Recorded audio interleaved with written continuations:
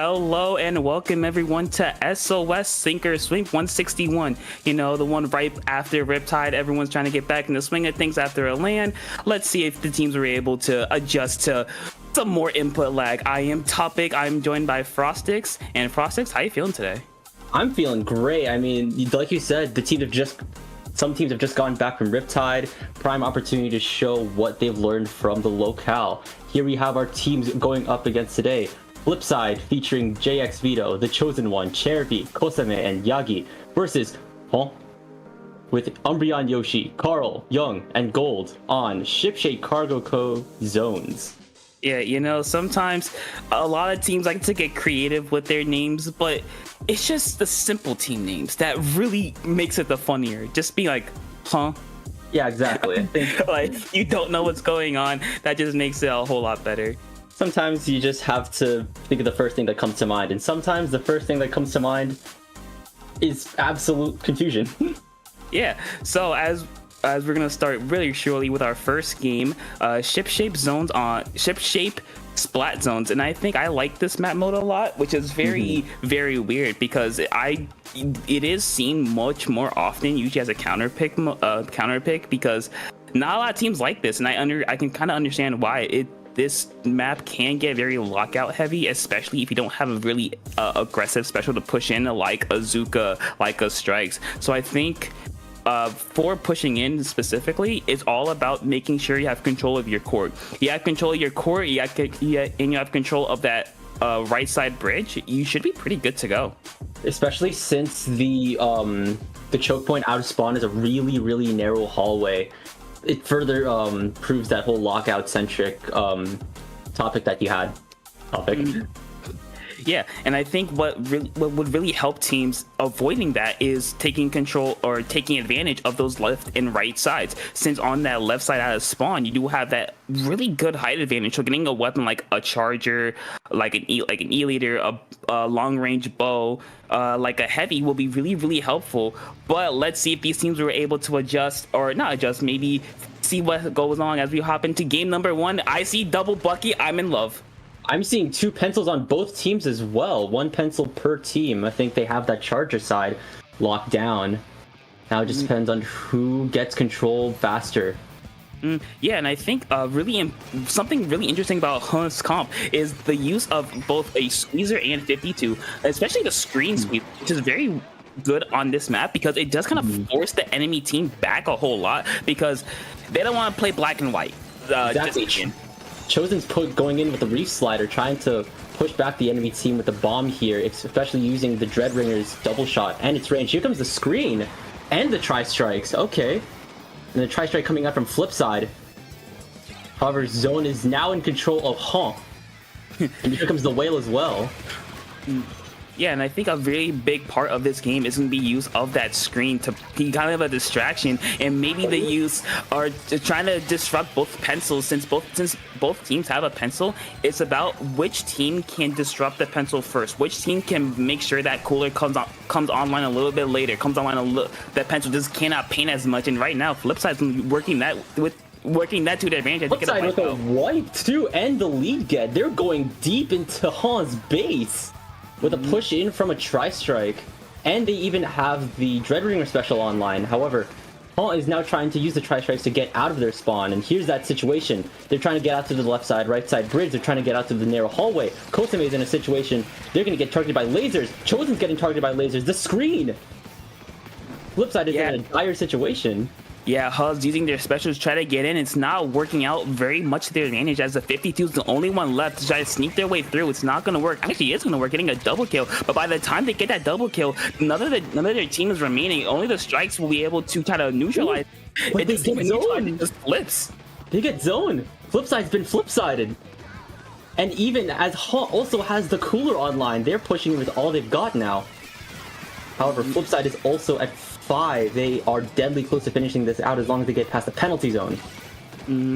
Yeah, and I think what will really be essential in keeping Ha's control of zone is the wall which kind of just forces all of FlipSide to kind of just not ignore it, but to face another way. As FlipSide, and never mind, just goes straight, just runs forward. It's gonna work. There's a Dreadringer doing what FlipSiders does and just hold forward, not getting kill out of it. Again, doing what FlipSiders like to do.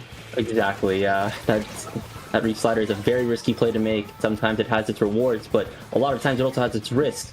Paul is now trying to get their control back of zone. Cooler is online. No one... Oh, Young is actually positioned on the higher ground. Same thing with Pink DBL. I think they're trying to get some sneaky picks over here.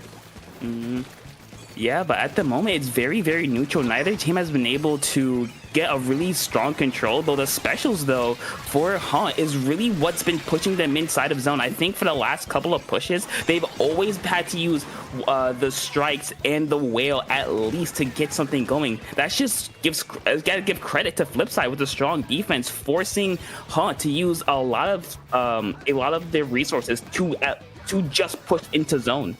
Speaking of resources, Hall has both the cooler and the screen online, but yet they still are trying to push out of zone. Young is the only one out onto the zone area. Pink DVL with the tri-strikes online. Let's see what they can do here.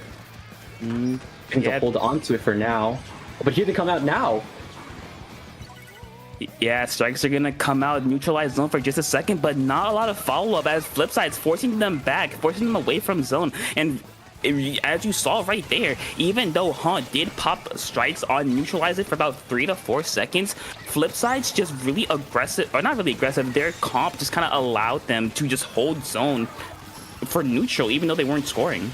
Speaking of Hunt, they are out of the penalty zone. Their timer is now ticking down with 1 minute left on the clock. That's a 3-person push on 1 person as they jump back to spawn. JX Vito is in a really tricky situation here. And JX Vito goes down. Now they're... FlipSide is 3 people down as the 52 comes back. Tri-strike online on Kosume's end, but then a tri-strike comes out on Hall's end. They're locking FlipSide out of spawn here, but then it appears that they're trying to push in. Here comes the Reef Slider. Can they get a pick? They actually capture zone here in their favor. Yeah, they don't quite get the pick, but I think they just capitalized on Hunt being super, super aggressive. We saw the 52 and the splash going really, really deep by using the tri-strikes to kind of take as much space as possible. Yes, they took space temporarily, but in the long term, that just means they had nothing to counter FlipSide's push with. As there's about 10 seconds left, Hunt has to hold on for about 50 ticks. Definitely 50 ticks. The only FlipSide has the Dreadringer special. Gets a pick here. Can you get 2? I think that match goes to FlipSide, right? Yep. You know, even though Reef Slider is the worst special in the game by far, well, maybe tied for second worst, just capping zone in an instant and just catching someone off guard, one of the best things you can do with it as a Reef Slider player. It's really fun, even though I might get killed right after. Just capping zone's just fun. I like zone cheese. Yeah, no, I also like zone cheese, I'm not gonna lie. I play a lot of Viper Deco, which is infamous for its missile spam. I think Reef Slider as a special definitely demands some personal space because, of course, you can get run over when it's charging up, and of course there's that explosion at the end, so it's best that you at least get out of its way, but as soon as it goes off, you need to immediately push whoever used that Reef Slider. Yeah, and I think it's one of those specials that it just forces you in. You're basically disrupting the enemy team, because what we saw from FlipSide is anytime they were pushed back or in a neutral situation, anytime the Dreadringer had Reef Slider, they just popped it, went straight towards the back line of to just kind of disorient them, and it worked out in their favor. Some could say it's a throw, but in reality, it's a very tactical play once you get past the details, or you get into the details of it, rather. Our next map here... Oh, sorry, what were you going to say? It's a tactical throw. It's a tactical throw, oh yeah. Our next set here is TC Inkblot. I'm pretty sure we've seen it's been played a lot as well. Do you have any insight on TC Inkblot topic? Yeah, one of the classics from Splatoon 2. Is it good? Is it bad? I will save my opinion for a later date. But in general, on this map, getting towards that second checkpoint is the real choke point of this map. Because a lot of games will end, I'm sure you've experienced this as well, a lot of games kind of stall out on that ramp area because neither team is able to get up to bats and just clear out a lot of space of plat to really keep a push going. And if they do manage to clear out bats and get space going, it's probably going to be a knockout. It Does seem like a very steamroll heavy map mode combination, if I'm receiving the information correctly.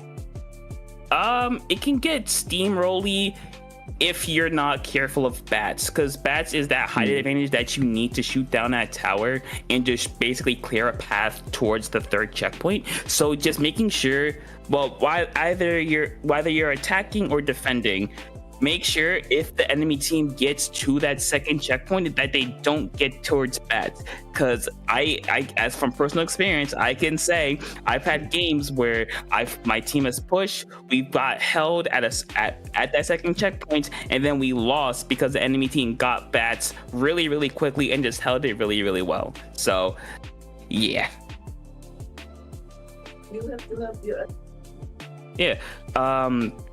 And I think the weapon that would be really strong here, I think the double bucket can work. That's gonna be a little bit weird because, well, bucket in general is strong on ink blot because you can really take advantage of the height of the blocks of just that different elevations. But it's just a matter of, will they keep Dread? I don't think so, because FlipSide doesn't really doesn't have that same risk reward benefit as Vanilla Slosher actually. On only one of the teams, actually. Oh, but a heavy edit though, very interesting. A much more mobile, cooler weapon. And we're still seeing the pencil on Han's end, but now they have a V dualies instead of the weapon that they had last set. Yeah, and I think the idea for FlipSide's comp is to play more aggressive. They have the much more agile, it's the best way I can describe it, use of the heavy edit. Exactly, yeah. We're starting to see JX Vito trying to get some more picks. Here comes the laser and the Zuka coming out from FlipSide. Here's that important ramp that you were talking about. Down goes Paint DVL. Yeah, that's going to be 2 down for Han. This is a great chance for FlipSide to get a pretty uncontested first checkpoint. Now, the first checkpoint usually falls relatively early, but it just depends on how teams respond to the second checkpoint. And here comes that important situation you were talking about. It's what I was considering to be like Sisyphus rolling that boulder up the hill, that dreaded ramp. Yeah, it looks like they're gonna actually defend or get it first try. Wait, never mind. Never mind. Sisyphus, the boulder has rolled back down the hill. Boulder. Oh, and then the sneaky jump back. Paul is now trying to reestablish control of mid as they proceed to make it to the first checkpoint. Yeah, they're gonna try to make it, but not quite, as I think FlipSide has just been able to, at least for the moment, be able to counteract anything Han has been able to do. Though with the cooler here, that might change. Exactly, and now we're starting to see both a crab going. Oh, but then they both go down to Yagi Zuka. Yeah, but there's a crab. Out. Oh, here comes the crab. Can they bust that crab before anything worse happens? The cooler is up on FlipSide's end. Can they get hydrated? Looks like that's not gonna work out in their favor. Then be a little bit parched at the moment, as Han trying to make it to the first checkpoint. They have a splash behind them. They have to worry about 2 people on tower. That shouldn't be much of a concern. But this is a situation you really have to be careful for if you're FlipSide, because heavy edit gets outranged pretty significantly by pencil. So making sure that pencil stays down, like right there, is really important for getting any pushes going. I think we saw in the last set on ShipShape, JX Vito's been really aggressive with that 52, trying to get as much picks as humanly possible. Goldilocks here with the crab as well, and they're going to see if they can control bats here with a 2v1. The aggressive crab going up on bats takes down Yagi. Yep, this is what I was talking about a little bit earlier. This is very, never mind. It's like a flank. The flank. That's gonna help him out very, very much. I think, is the pressure still on FlipSide's end? Can JX Vito get more picks for their team, clear out the space with the immense paint that 52 can pull off? Here comes Kusume. They go down with the strikes online. That could be potentially not good for the rest of I think. Actually, it might not be, because FlipSide's defense has been really strong. Because I think they kind of have to focus on defense here, because as you can see, they have not gotten toward or past that second checkpoint. So if Han gets a really good push here, they might not be able to, with Yagi Zuka, try and find a pick or just causing some chip damage. But if they're able to keep away from that second checkpoint, that's gonna be really, really big because they only have 90 seconds left. But Han's really upping the ante on the defense. First the crab from earlier, and then the cooler to keep the push going on. FlipSide also has a cooler, but I think that was placed down earlier, and now the boulder's rolling back down to mid. Goldilocks goes down. Tri Strike coming in on FlipSide's and trying to keep the push in their favor. Here comes Kosame on the tower now. Can they clear out bats quick enough? Yeah, looks like on the enemy team. Yeah, that's not quite what's gonna happen. And here we go. Sisyphus rolling up the boulder once again. It's gonna work. They get a couple more points. That with how well they've been playing defense, that might be a game-winning push. But Han's looking really strong here. They have a crab at their ready. They're gonna have a whale too. So this may be the chance for them to take a lead. Here comes the crab. Goldilocks. Oh, but then do we have incoming shots from Yagi? Go down to Yagi. It's a trade though. Yeah, that's not going to be good for since right now they're on their back foot. They're going to have to try to push something going. We do see both coolers popping out, but FlipSide's cooler is a little bit too far out, bit past that tower, so then teams are going to have to risk it to try to go for the juice. It's not going to work, but with about 15 seconds left, Han's going to hold on to tower and take lead just barely. They have lead by 5 or so, like 5, 6, 7 points. It's like you said before the match started. This map tends to always revolve around the map, and then as we can see from FlipSide and Han, that may just be the case. But now we enter overtime as FlipSide can try to make one final hurrah. Here comes the tri-strikes from Kusame. The lasers coming in. I think they have a soda. The soda's already been deployed, and Yagi's tri-strikes.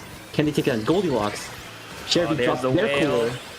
Trying to dance around the whale, wipe out. That's gonna be game. This may just be game. That's game. Yeah, FlipSide with a really strong showing. They played really solid defense for most of that game. I think they didn't wipe out at all that game. I think Home wiped out a couple of times, but FlipSide never wiped out. So I think that shows that they were able to recognize those dangerous situations and just jump out and get out of dodge before things got worse. Exactly, yeah. That entire area around that ramp is so deadly because you have little space to move. I think I saw earlier when they were trying to do a push onto bats from the incline, I think someone on FlipSide, I believe their bucket, they got pressured into falling down into the water. You have very little space to move and to react. You need to make sure that you can commit. Yeah, and with that win, FlipSide will win the set, but this is play all 3, so does have the opportunity to boost their rankings a little bit with the win here. Exactly. And FlipSide takes this set without even needing to head to Humpback Pump Track, man. That is immensely insane. I've been corrected. This is not play all 3. It is best of 3. So FlipSide just won the set. Exactly, yeah. FlipSide just won the set. Yeah, and with that, we're going to take a short little break as we wait for the other teams to finish and head into round number 2. So stay right there.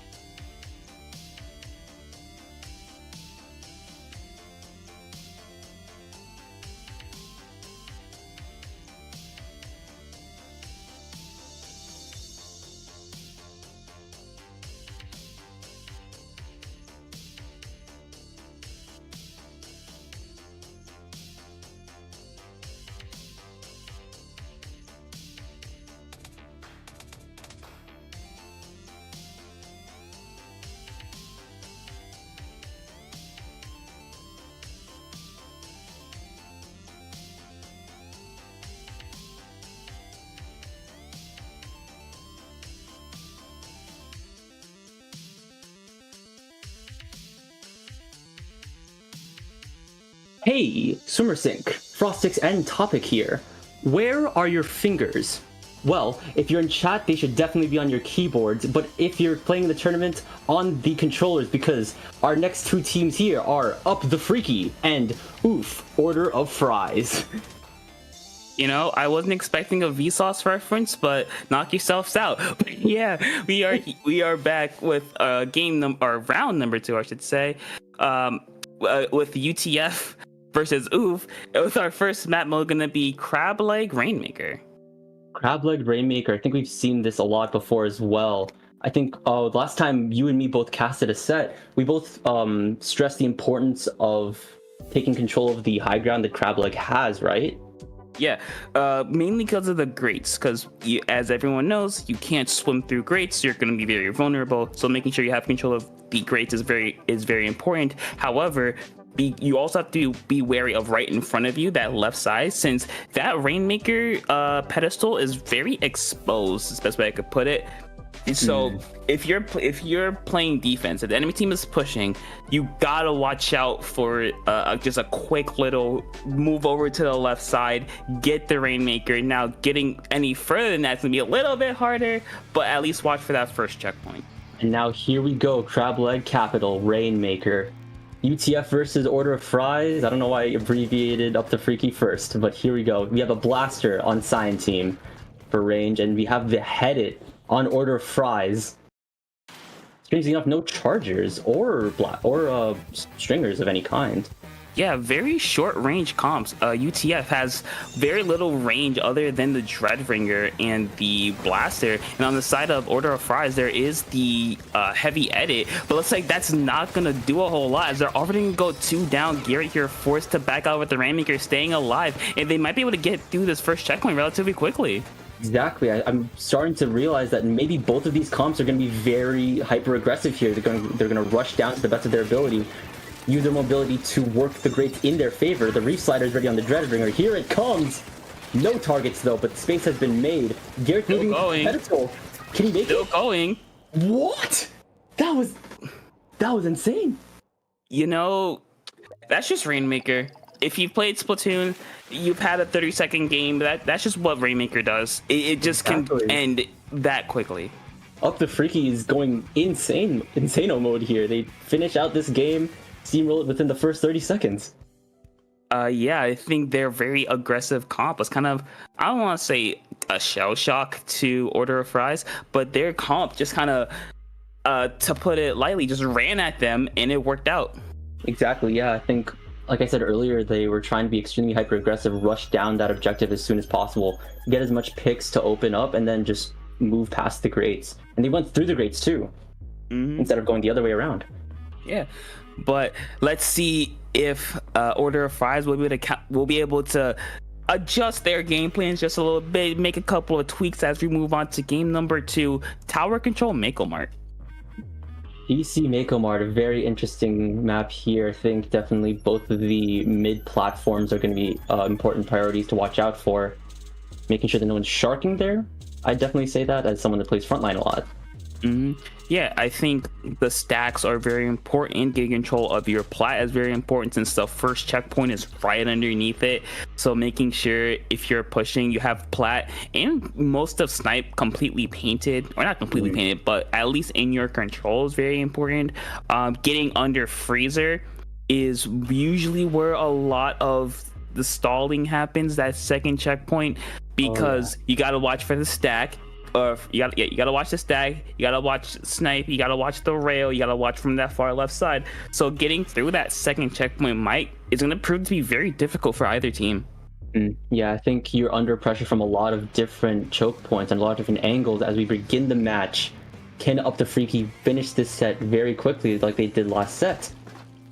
Ooh, Squiffer, okay. That's a new Squiffer with the Zipcaster, and we do see a bow from the actually a bow, a range blaster, kind of a switch up for Order of Fires, a much more long range comp, maybe to try to counteract UTF's very aggressive comp, but at the moment it's working out with a quick pick.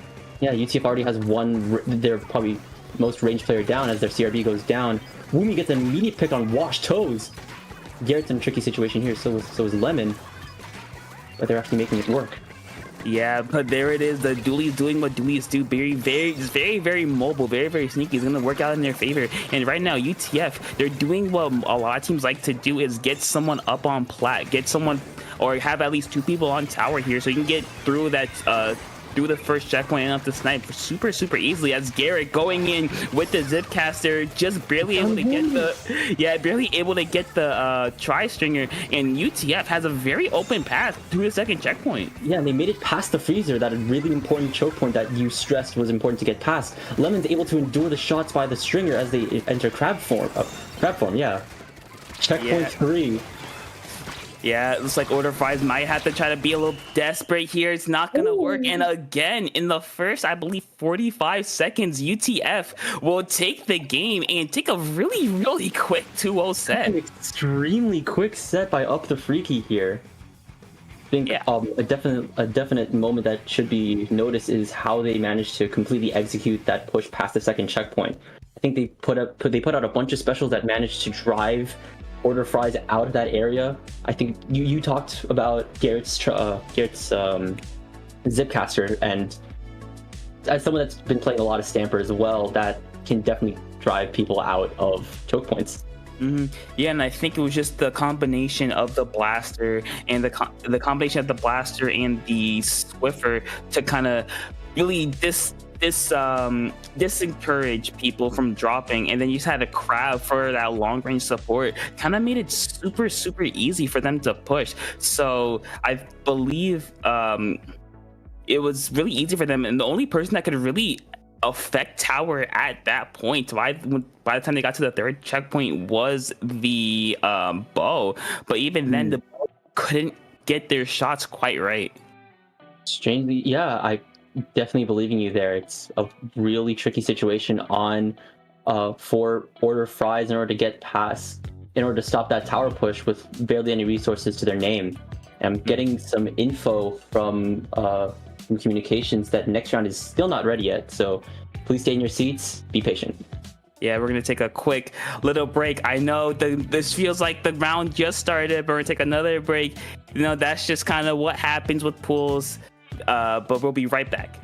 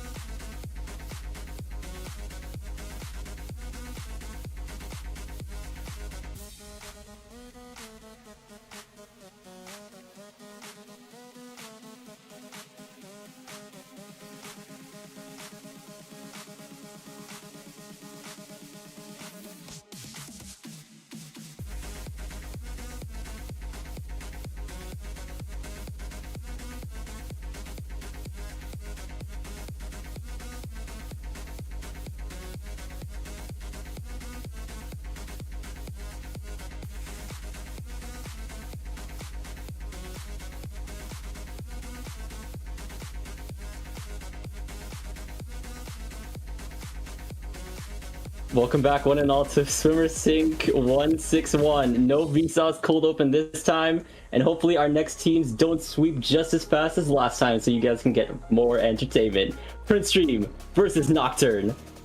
Yeah, I'm hoping the games last to game 3. That'd be very exciting, but you know, sometimes the pool just isn't in your favor, and that just happens. No, that makes sense.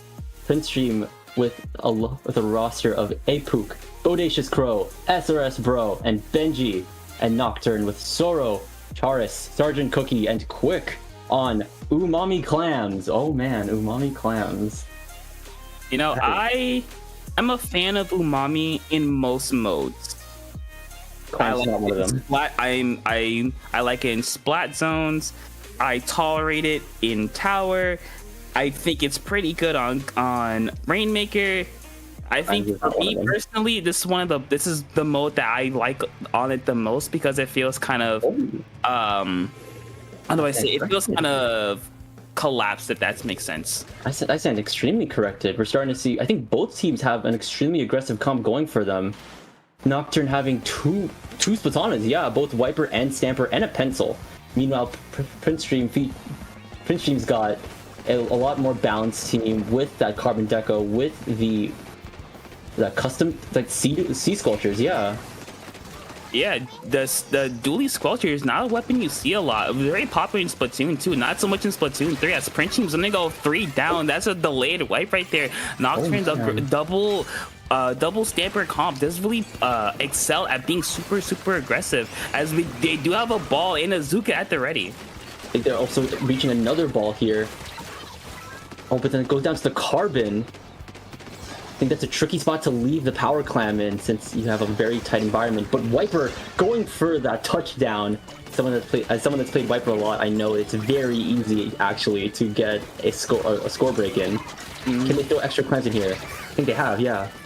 Yeah, but unfortunately, they are gonna go. They are gonna get wiped out, and even though that's the first push, you really want to get your first push under 6 because then it takes 2 power clams for the enemy team to respond or take the lead. And Printstream, that's a hard name to say, is gonna respond relatively quickly, getting another 2 down on Nocturne.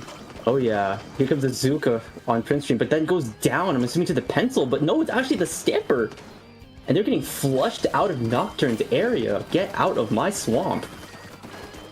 Okay, nice preference. But yeah, Printstream not able to get a whole lot going, only getting down to 74. Nocturne, even though their comp is super aggressive, they've been playing some at least solid defense at the moment. Oh, and cancels down the Wiper's super ultra stamp, and Epoch jumps to another convenient spot. Here's SRS bro. With the custom squelchers, can they juke out people at mid? Oh, Charis goes down to Bodacious's pencil here. They're in a really good position right now to take out whoever's on Nocturne. Can they establish to go into the rectangle? Yeah, they're gonna try to another kill on the Wiper.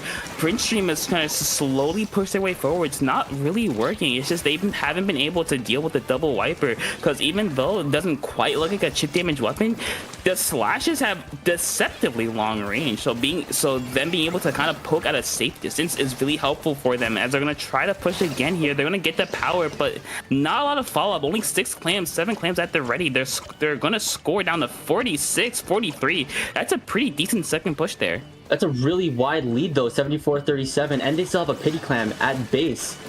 I think they picked it up, but Epoch's trying to push the last person out, but they haven't committed to jump. Wise play to keep the pity clam in play. Yeah, you don't have the power clams to really to end the game, so why risk it? But Epic there just decides to, you know what, I'm going in, I'm getting this power clam. They do get it, but unfortunately for them, the rest of Nocturne was there to just pick it up and save it. Quick has an ultra stamp online. That's really good for clearing out an enemy basket zone, but then goes down to 88 miles per hour shots. Stamp can also be a really easily cancelable special as Printstream has a power clam of their own.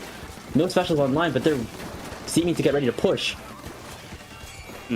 Yeah, Printstream playing a very neutral game. The use of the chumps to try to fight within them, give some chip damage to the team's not quite gonna work. Nocturne deciding to back out and play a little bit safe. Stamper goes down, though unfortunately for Printstream, they're not quite getting the advantage that they need. They haven't been able to deal with this pencil. The pencil for Nocturne has just been sitting at a safe distance and just pushing them back ever so slowly. Got a second power clam on Printstream's end, but their carbon's down, but so is the Stamper on Nocturne's end. That's 2 down for Printstream. Will they be able to facilitate a counter push? But no. Seems like a delayed wipe. Oh, that is a wipe!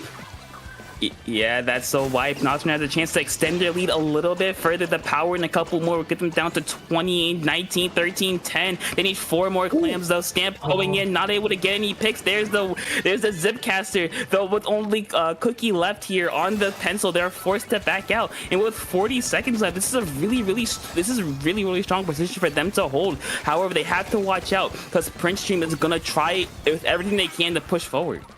Yeah, Bodacious is here, and they're having a double clam push. No specials online once again, but that's a clam in for Printstream. Can Bodacious get that power clam in for Printstream? Can they take out Charis as they push them with the Stamper? Time is ticking on Printstream. I don't know if they'll be able to make it. The power clam goes back to base, and I think that may be time. 6, 5, 4. You gotta remember, they got overtime. 1. Oh, but here comes overtime. You're right. Yeah, they have about a minute to get for overtime, but Nocturne has been playing some solid defense. They're gonna get the power clam and not a whole lot of follow-up. Epic here trying to do something. Zuka goes down. I think that actually is time for them. Nocturne takes the first game of round 3. Yeah, Nocturne's just we've been seeing this a lot, especially through this today in these earlier rounds. Aggression is working out. These really aggressive team comps that we've seen the last couple of sets have been working out, and these enemy teams have been really slow to adjust to them and really play around, dealing with the aggression, dealing with the flanks, dealing with the paint that they have.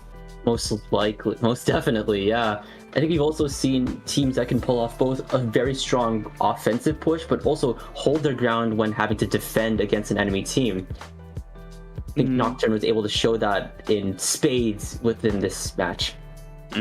Yeah, looks like we're gonna hop into game number 2, Mahi Resort Splat Zones. One of the map modes that's been seen a whole lot ever since the rework, and I think it's well deserved. Yeah, no, I think the rework on Mahi was definitely a change for the better topic. What do you think about this? Yeah, I think the rework was really important. You needed it. It really spread the map out, the best way I can put it. They made the sides much more important in the whole map, since before it was really, really, really easy to just kind of lock out, but now you have to really watch those sides.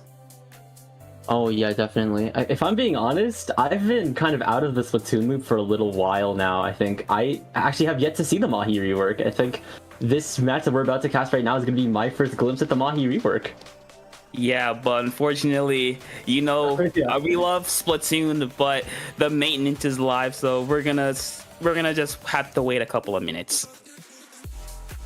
So, once again, keep your patience, get ready for the continuation of round 3, and we'll be right back.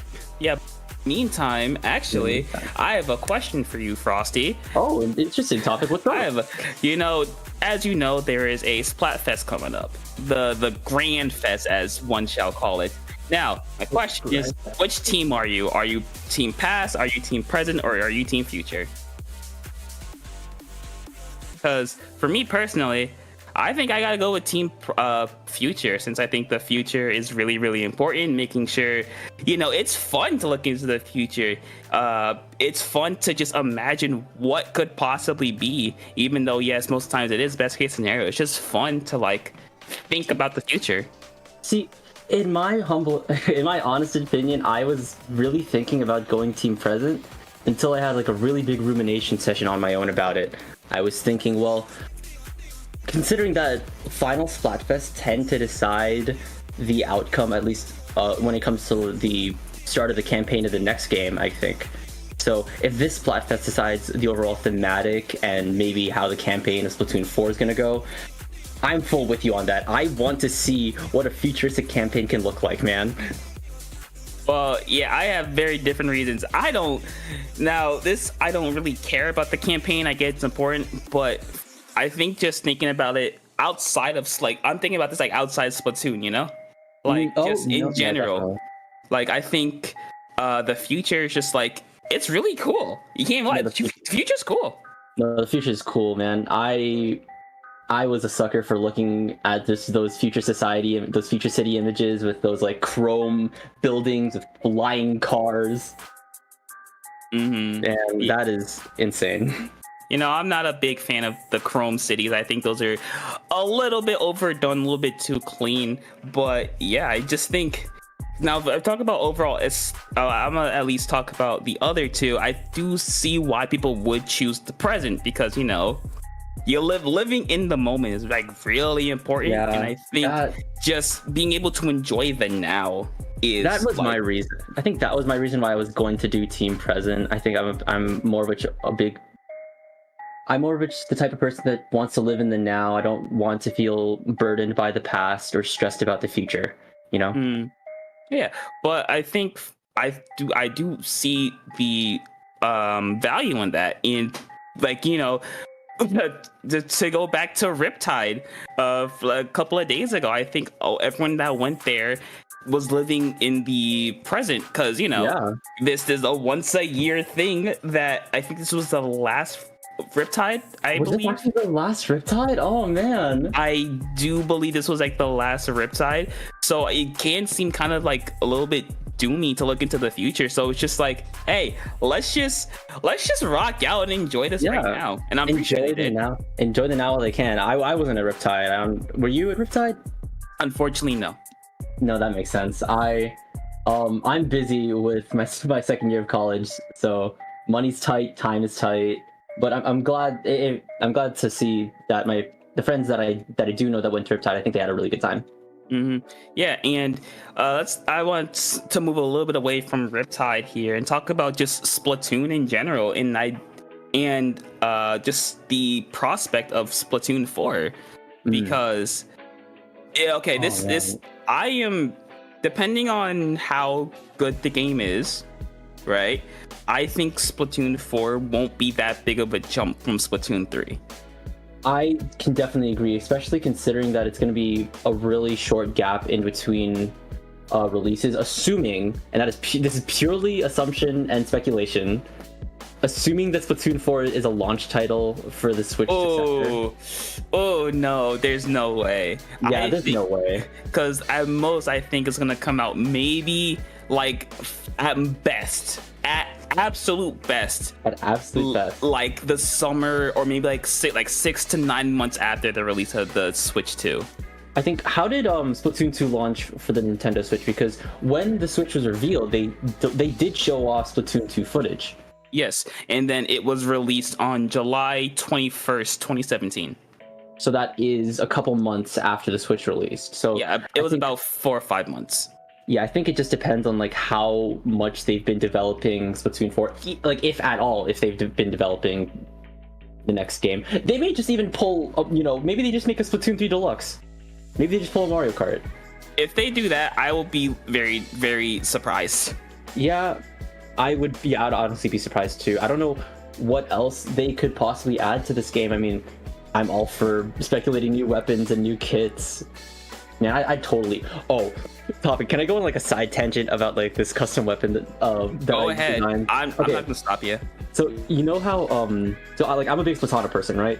And I designed this. I don't know. I was bored in class one day, so then I just decided to whip up like a really crummy sketch of a Splatana that was based off a lava lamp. I called it the Splatana Saber.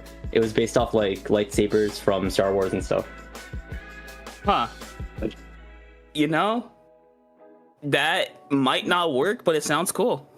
I mean, oh man, wait until you see like the mechanics that it cooked up for it, because it's, I think, horrible. I think it sounds insanely broken and a thing that would only be possible in side order, which I think it is. Like, you could probably like do whatever I did with that concept in side order, because the concept involved something I call like hot ink, which basically works like the poison ink that side order has. Yeah. Oh, speaking of side order, this is, I know I've probably said this before, but I was incredibly underwhelmed with side order. Really?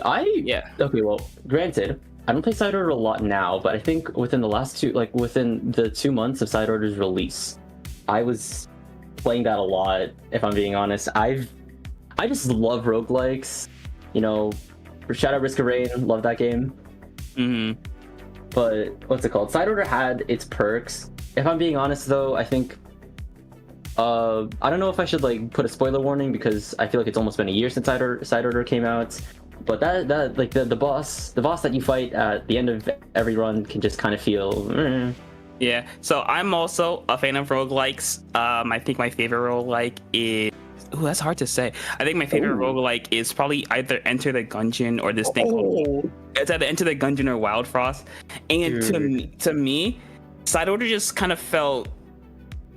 How do I say this? It kind of felt empty. Like, yeah, I couldn't really dig my teeth into it, because there was only 3 bosses. There were technically 5 bosses, but you only face one of them one time, and then the final boss is the same dude over and over and over and over and over again. So I don't think I'm gonna count that. But I feel like I beat the all the palettes in like 3 days. I actually still haven't beaten all the palettes, which I think I'm willing to do again if I ever find myself low on things to do. Yeah, I just think for me, I like roguelikes, and side order is like the shell of a roguelike, if that makes sense. I think feel like it has potential, though. I think roguelikes go like. I think a lot of good roguelikes, they end up going for infinity. Shout out Risk of Rain 2 once again. Maybe shout out Hades. I haven't played Hades. Sorry, Justin. But what's it called? I feel like if side order went on for infinity, maybe it could have been good, better. You know. I just want more variety, because one of my favorite, another one of my favorite roguelikes, Cult of the Lamb. Shout out Cult of the Lamb, very good. It has a lot of bosses, a lot of side content. Now, mind you, this is a I get it. Side order is a side project, a side order to the main game. It's not the whole thing, but still, I think they could have. For me, at least, it just felt like I beat all the palettes. There's nothing else for me to do. I got everything I needed. I'm out. I think definitely. I think what, like, for me specifically, I think side order probably ended once I finished 8's palette, because that felt like a true kind of super boss run. But like once that happened, it's like, oh man, aside from getting all like the palettes filled out when I had, and then just get all the badges, I think I will do that at least for one of the palettes, like the blue one, because sucker for blue. Yeah. But I do think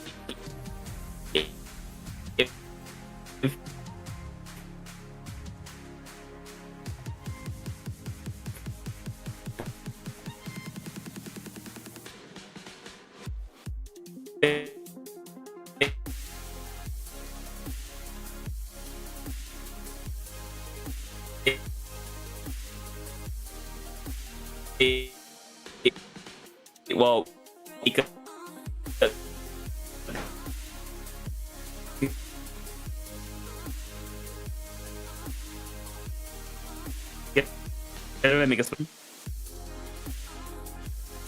Oh, okay. That is a little weird. I think I had a little communication issue on my end. Apologies. Yeah, you're good. By any chance, what were you talking about while I was having a little bit of a Wi-Fi conundrum? Oh, basically how when they make Splatoon 4, if they took side order's skeleton and just added to it, it could be like a whole lot better. Because for $30, was it $30? $30 for side order? I Canadian tax bumped up to 40. It's either like 25 or 30, but for $30, I don't think it's worth it.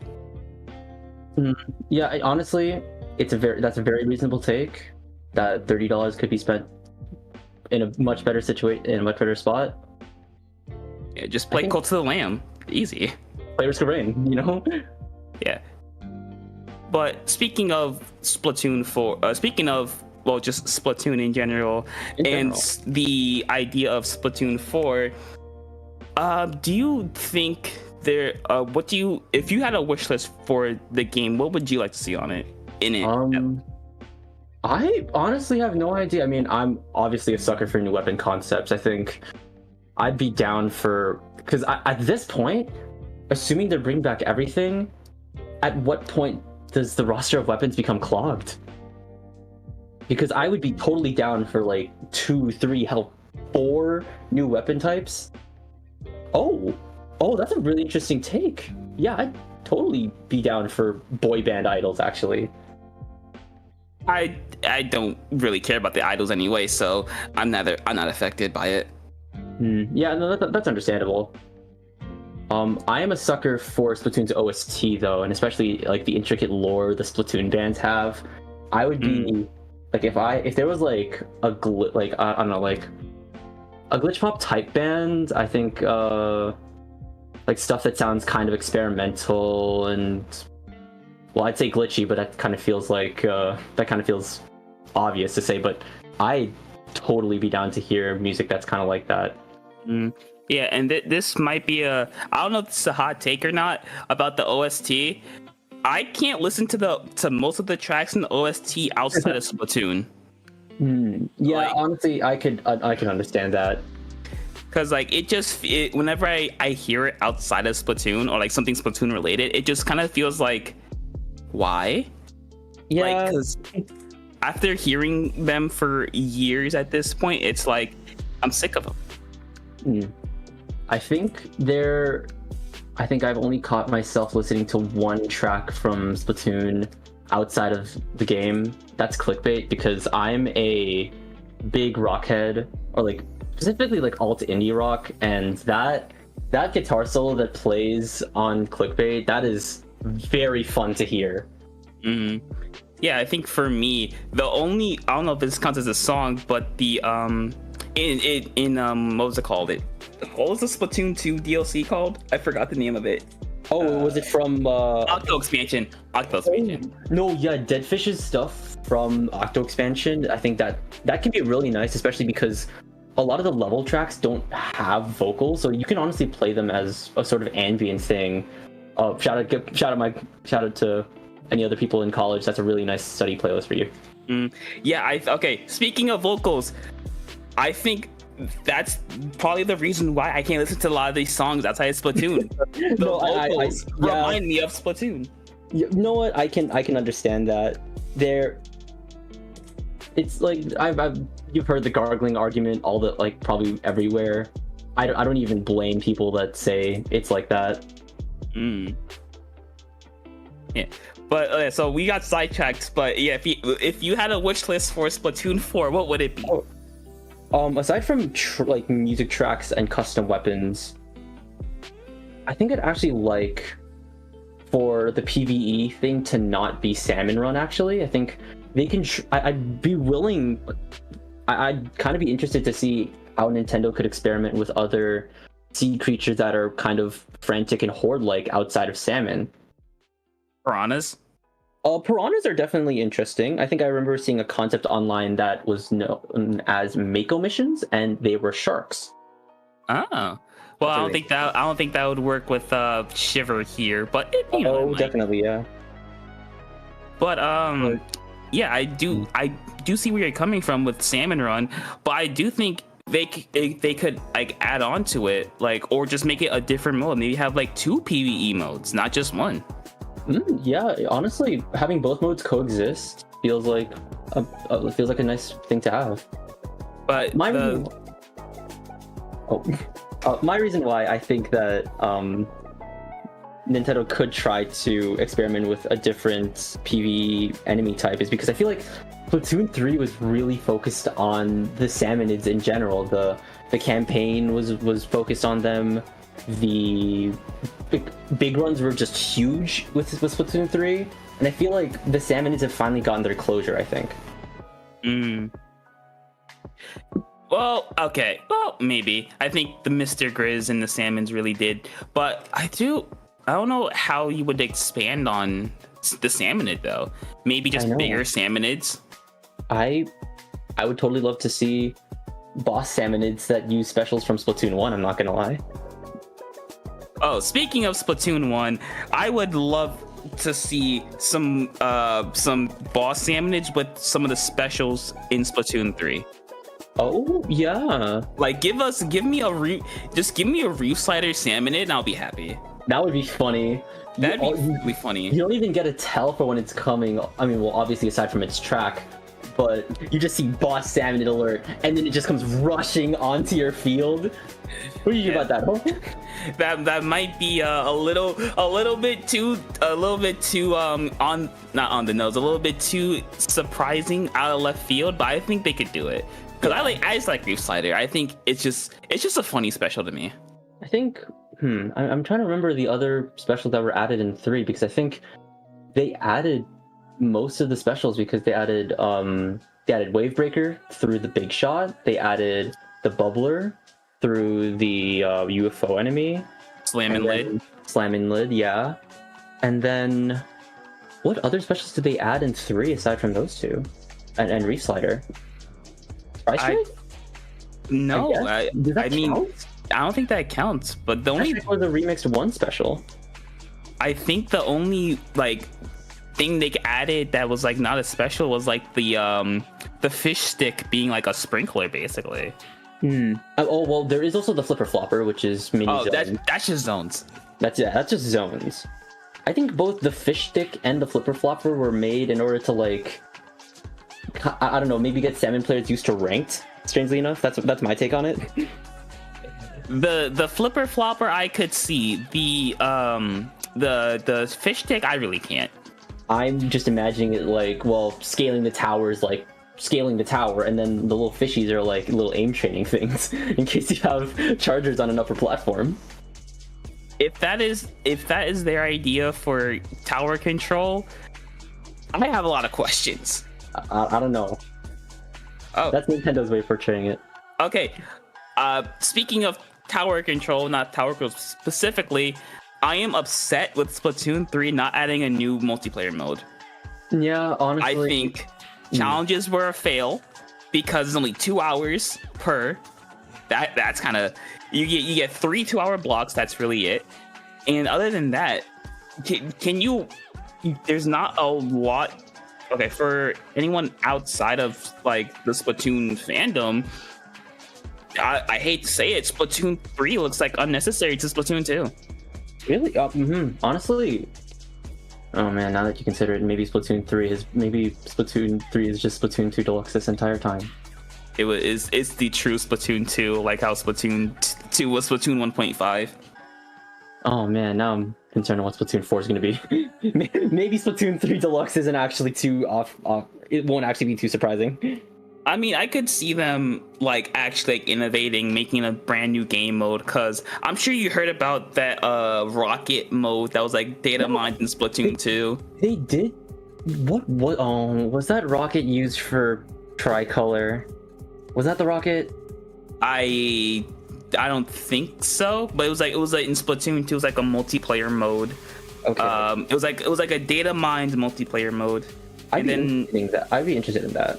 Yeah, I'm just upset because there wasn't like when I bought Splatoon, or when I was looking at the direct for Splatoon 3 back in 2022, I was like actually upset because there was no new multiplayer mode, and I think that's what really I was like excited because like new entry, new stuff, new weapons, new modes, and I can go on about how they kind of botched the whole new weapons thing later, but yeah, it was just like kind of upsetting. They added challenges that barely anyone can play. Hey, topic. Remember how they said that League Battle was supposed to come to this game? Oh my! They just that's another thing. That's another thing. They forgot about League. They just made Anarchy Open worse for solo players. Oh yeah. Anarchy series is definitely something, man. Yeah. But yeah. What was I talking about? Yeah, I would expect with the 4th entry of Splatoon, if we get that in probably like 2025 or 2026 or something. 6 feels like a right time, if I'm being honest. Now that we've like mulled over it, you know. I mean, it's like 4 years. Splatoon 2, Splatoon 3 was 5 years, 5-year difference. But I think that game was that game. No, it wasn't rushed. But I do think like 4 years, because they could probably. No, I don't think they would use the same engine since it's a new system, or it's a different system. It will be a different system. Man, what will the Nintendo Switch successor look like? No idea. But if we get a 3rd Splatoon game on the Switch, it would just be like Mario Party. You need 3 of them. Not really, but I'm gonna start looking in chat to see what chat has to say about it. We're getting stuff about a party mode, pipe dream. Oh yeah, actually, that was. You have to move the 8 ball to the enemy base. Sounds really cool. Yeah, that was another data mine mode in Splatoon 2 where it was I think it was in 2018 or 19. Might someone correct me on that. There was before or after Octo expansion. I think it was I don't remember. I think it was after. But there were 2 modes data mined. It was Rocket, where your team built a rocket, and there was 8 ball, where your team just rolled a 8 ball from Octo expansion to the enemy goal. I'd actually be down for 8 ball more than. Oh, whoa, hold on. We're not back. We're not back. Same. Oh, are we back? Well, we are back, but it is the same continuation of round 3. Okay, we are. All right, enough of the podcast. We are back with Mahi Mahi zones. We hope you enjoyed Frost 6 and Topics Chat Corner, unofficial name that I've made up on the spot. You know, I love the podcast name. Perfect. No worries, man.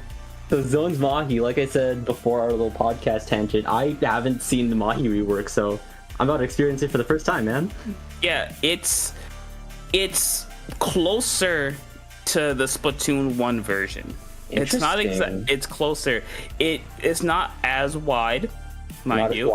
It's not as open, but it's still like it's just better.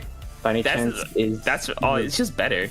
By any chance does it still have like a state where the water is really like kind of pressuring the team before it starts to drop? Yes, that is consistent.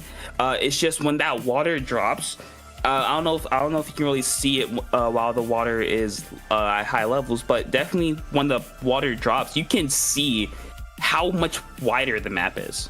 Okay, that's really interesting to know. So they've probably expanded the sides a little bit, which honestly I really like because those sides can be really interesting to play around once the water drops.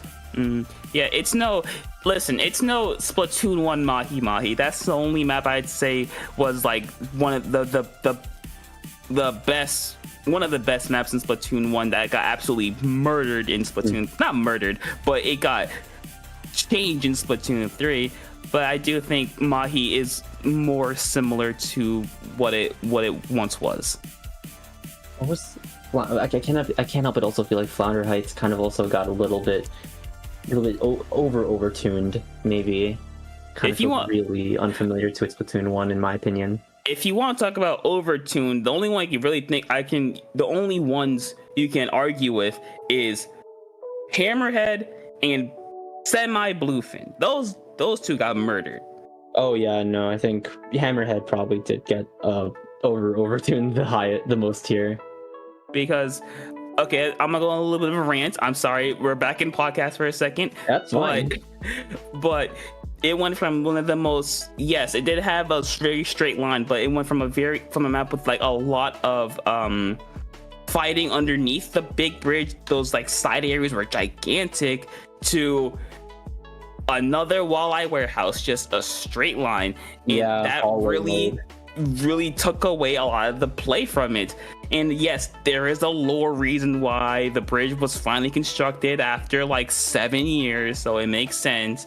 But at the same time, it took away that creative aspect from the map. You know, sometimes maybe it just feels like the lore reason was added after the technical rework. It's like, oh man, we need to think about a world building reason why our map is a hallway. Well, I mean, it is a bridge, so it had to be completed. It had to be completed eventually. That's true. You can't just have a bridge under construction, especially when in lore, Hammerhead Bridge is pretty much like the Golden Gate Bridge, I think. Really? It's connecting two really important areas. I think I'm big into video game lore, but I think I've only brushed past the surface of what Splatoon has to offer. Actually, there's so much detail and nuance about Splatoon's world that, strangely enough, for me, who is like big into video game lore, I still don't know a lot. Oh yeah, we're back in Splatoon 1 and 2. Definitely, I kept up with the lore, and it was deep. It was deep. It was a lot. It's a lot. It's so much. Like collecting sunken scrolls back in Splatoon 1 and Splatoon 2 was wow. It was a time. That was the time. Maybe. Well, I still don't understand why France just got like destroyed. France got flip-sided. Like there was I remember watching the Splatoon 3 reveal trailer, and it was just France was just like destroyed. It starts off with the desolate wasteland, Eiffel Tower in ruins. Like, what they do to Paris? And then like we're all wondering like, what's this game gonna be? You see the Inkling. Oh. Yeah, and then they just like never announced it ever again. Oh man, strangely, like, it was. I'm pretty sure we're gonna see the Eiffel Tower again this Grand Fest, actually. Oh, is it still flipped down? Did they not rebuild it? Actually, if I remember correctly, the Splatoon 1 lobby, which was the Splatoon 1 lobby, I think that was in like you had to go into like this place called the Deca Tower, and I think that was based off the Tokyo Tower, which looks really similar to the Eiffel Tower, at least within game, not in real life. I don't think. Okay, this may be a hot take, but I don't think Deca Tower is the Eiffel Tower. I know Deca Tower isn't the Eiffel Tower. Just a hot take. But they've done the whole like going into the tower for a lobby before. Who's to say that they can't do it with the Eiffel Tower? I would be surprised on how they'd be able to do that, since last time I checked, the Eiffel Tower had no sort of entrance underneath it. They just get like a bunch of people to use Zipcaster, and then they just kind of unturn it. I don't think that would work. There's no way Zipcaster is that strong. I mean, we did see how strong Zipcaster was back on was it Mako Mart? Yeah, but if we're talking lore wise, I don't know. If we're talking lore wise, it'll take like at least 1,000 Inklings to even move the Eiffel Tower an inch. Yeah, not to mention, Inklings are young, right? Like, we're working with noodle arms here. I think in this game they're 21. I want to say, because I think it was like 15 in Splatoon 1, 17 in 2, then 21 in 3. Because it moves. Their time moves along with our real world time. Damn. They paid attention to the progression of time. Yeah. So so I don't think Zipcasters will be able to move the Eiffel Tower. They might be able to rebuild it. I mean, they have the skeleton right there, but I don't think they'd be able to like flip it. I mean, they'd probably be able to rebuild it, but with like a very, who's to say that they can't just make the lobby out of the upside down Eiffel Tower as well? They can get creative. Okay. All right. We've seen the Eiffel Tower is a skeleton. It's there's nothing there. It is a skeleton. Yeah. It is like chicken wire. It's nothing there. They would have to first off get the electricity connected to the Great Zapfish, which is I don't know if they have any electricians in Splatoon, but they might be able to do it. They're gonna have to get all the metal work. They're gonna have to get all the tools they need. It's probably gonna take a couple of years for them to even get started on it, because you had to make sure you got everything set, you got everything laid out. So it could take years. No, you're right. I just found a model of the unearthed Eiffel Tower. It looks like a mess of rebar.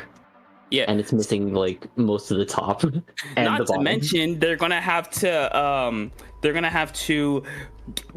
secure it into the ground so that it doesn't just tip over one day. So it'll take at least a couple of years for them to rebuild the Eiffel Tower. We need a comically large bottle of WD-40 in order to derust this entire tower, man. That would not work. Beat up. That would not work. All right, but here we are. We're back. Sorry for that. 20 minutes later, we're back with game number 2.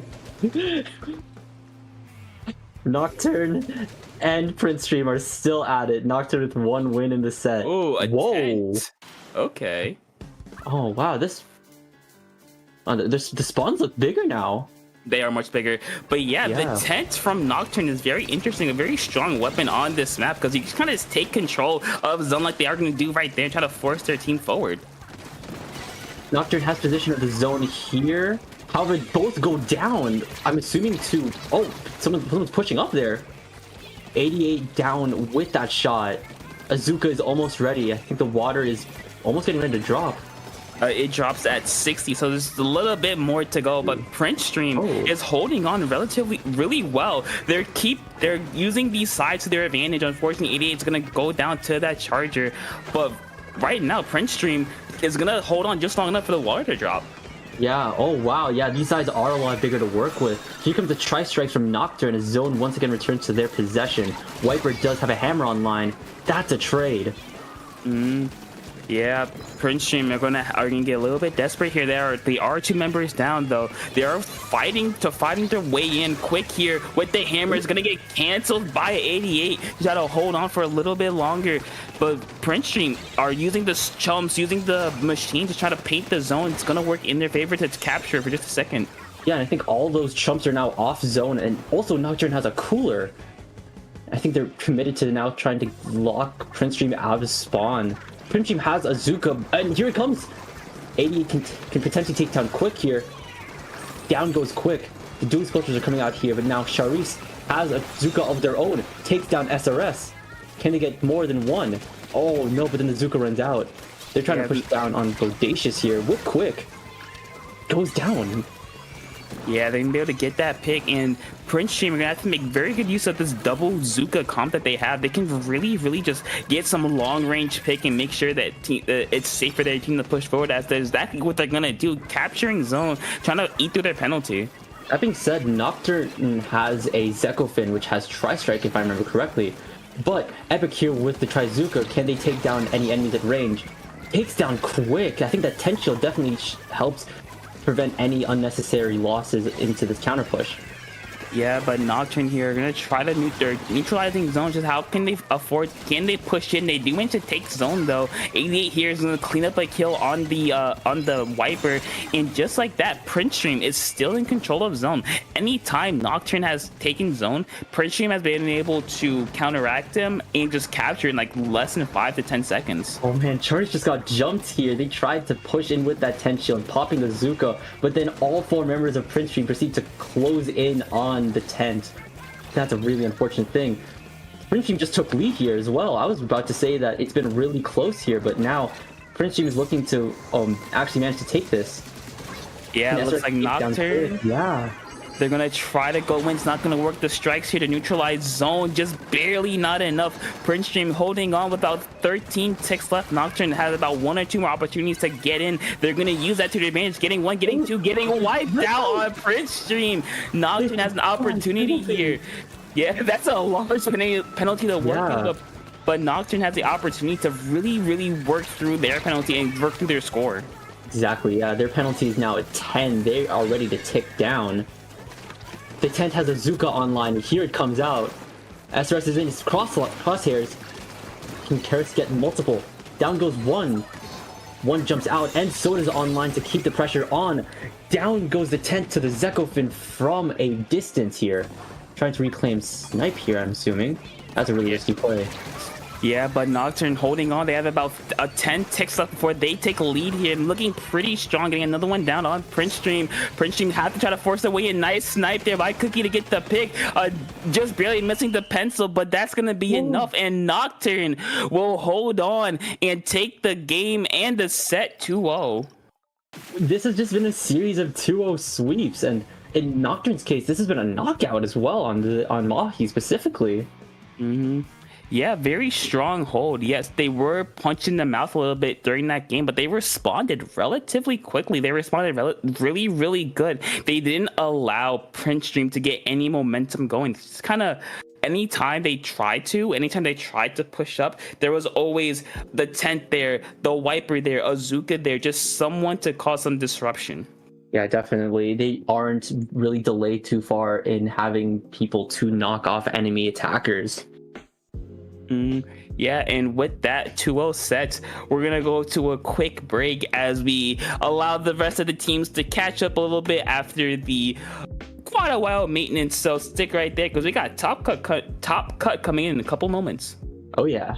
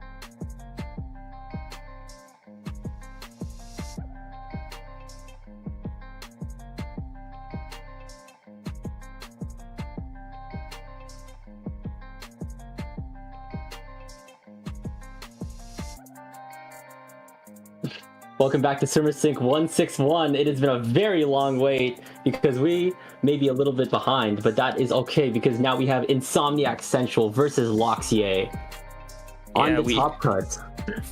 Yeah, we're in Top Cut after a very riveting conversation, but while during the break. But we are here, Insomniac Central LOXYAY, in our first our round 1 best of 3 as we go to our first map mode, Barnacle and Dime Clamblitz. Barnacle Dime Clamblitz is definitely something that I've said before that I've liked to play on, simply because you've got a lot of space to work with and you can sort of just run around, get flanks, dodge enemy hits, dodge Zuka shots, because why not? That seems like fun.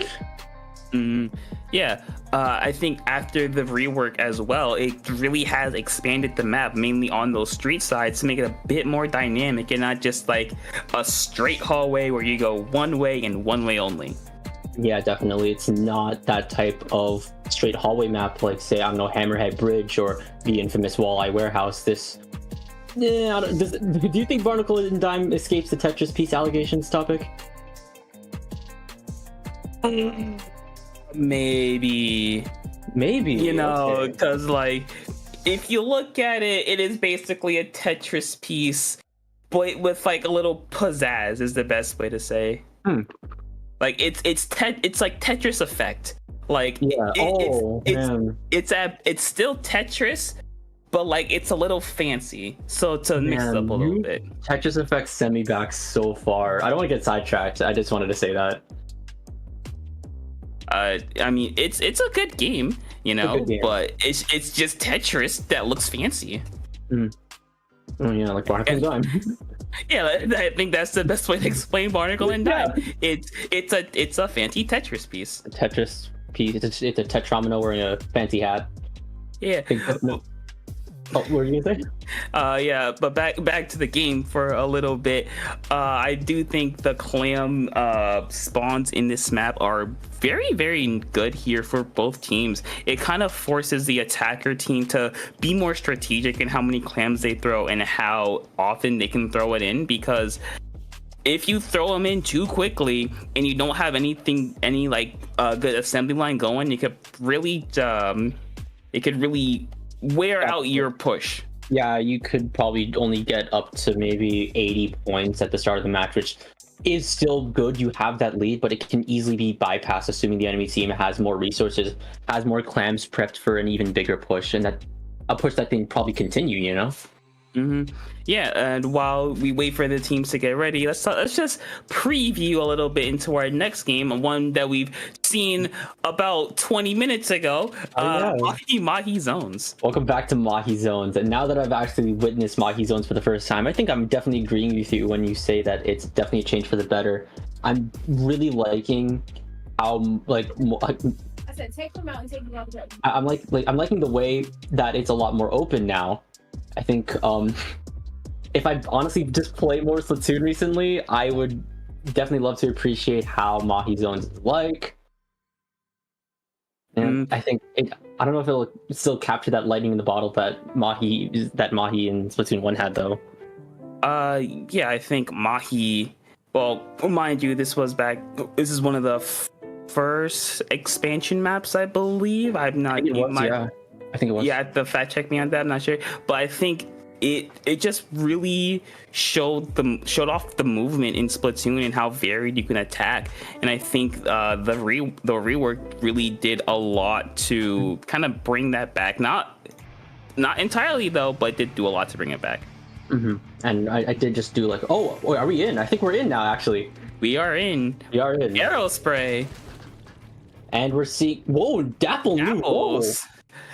I think we were both surprised because these are weapons you barely see. Arrow Spray, the painter of all time. You have Dapples, the feeder of all time. You have Glugas, a very good weapon that is the weapon of all time. The weapon of all time.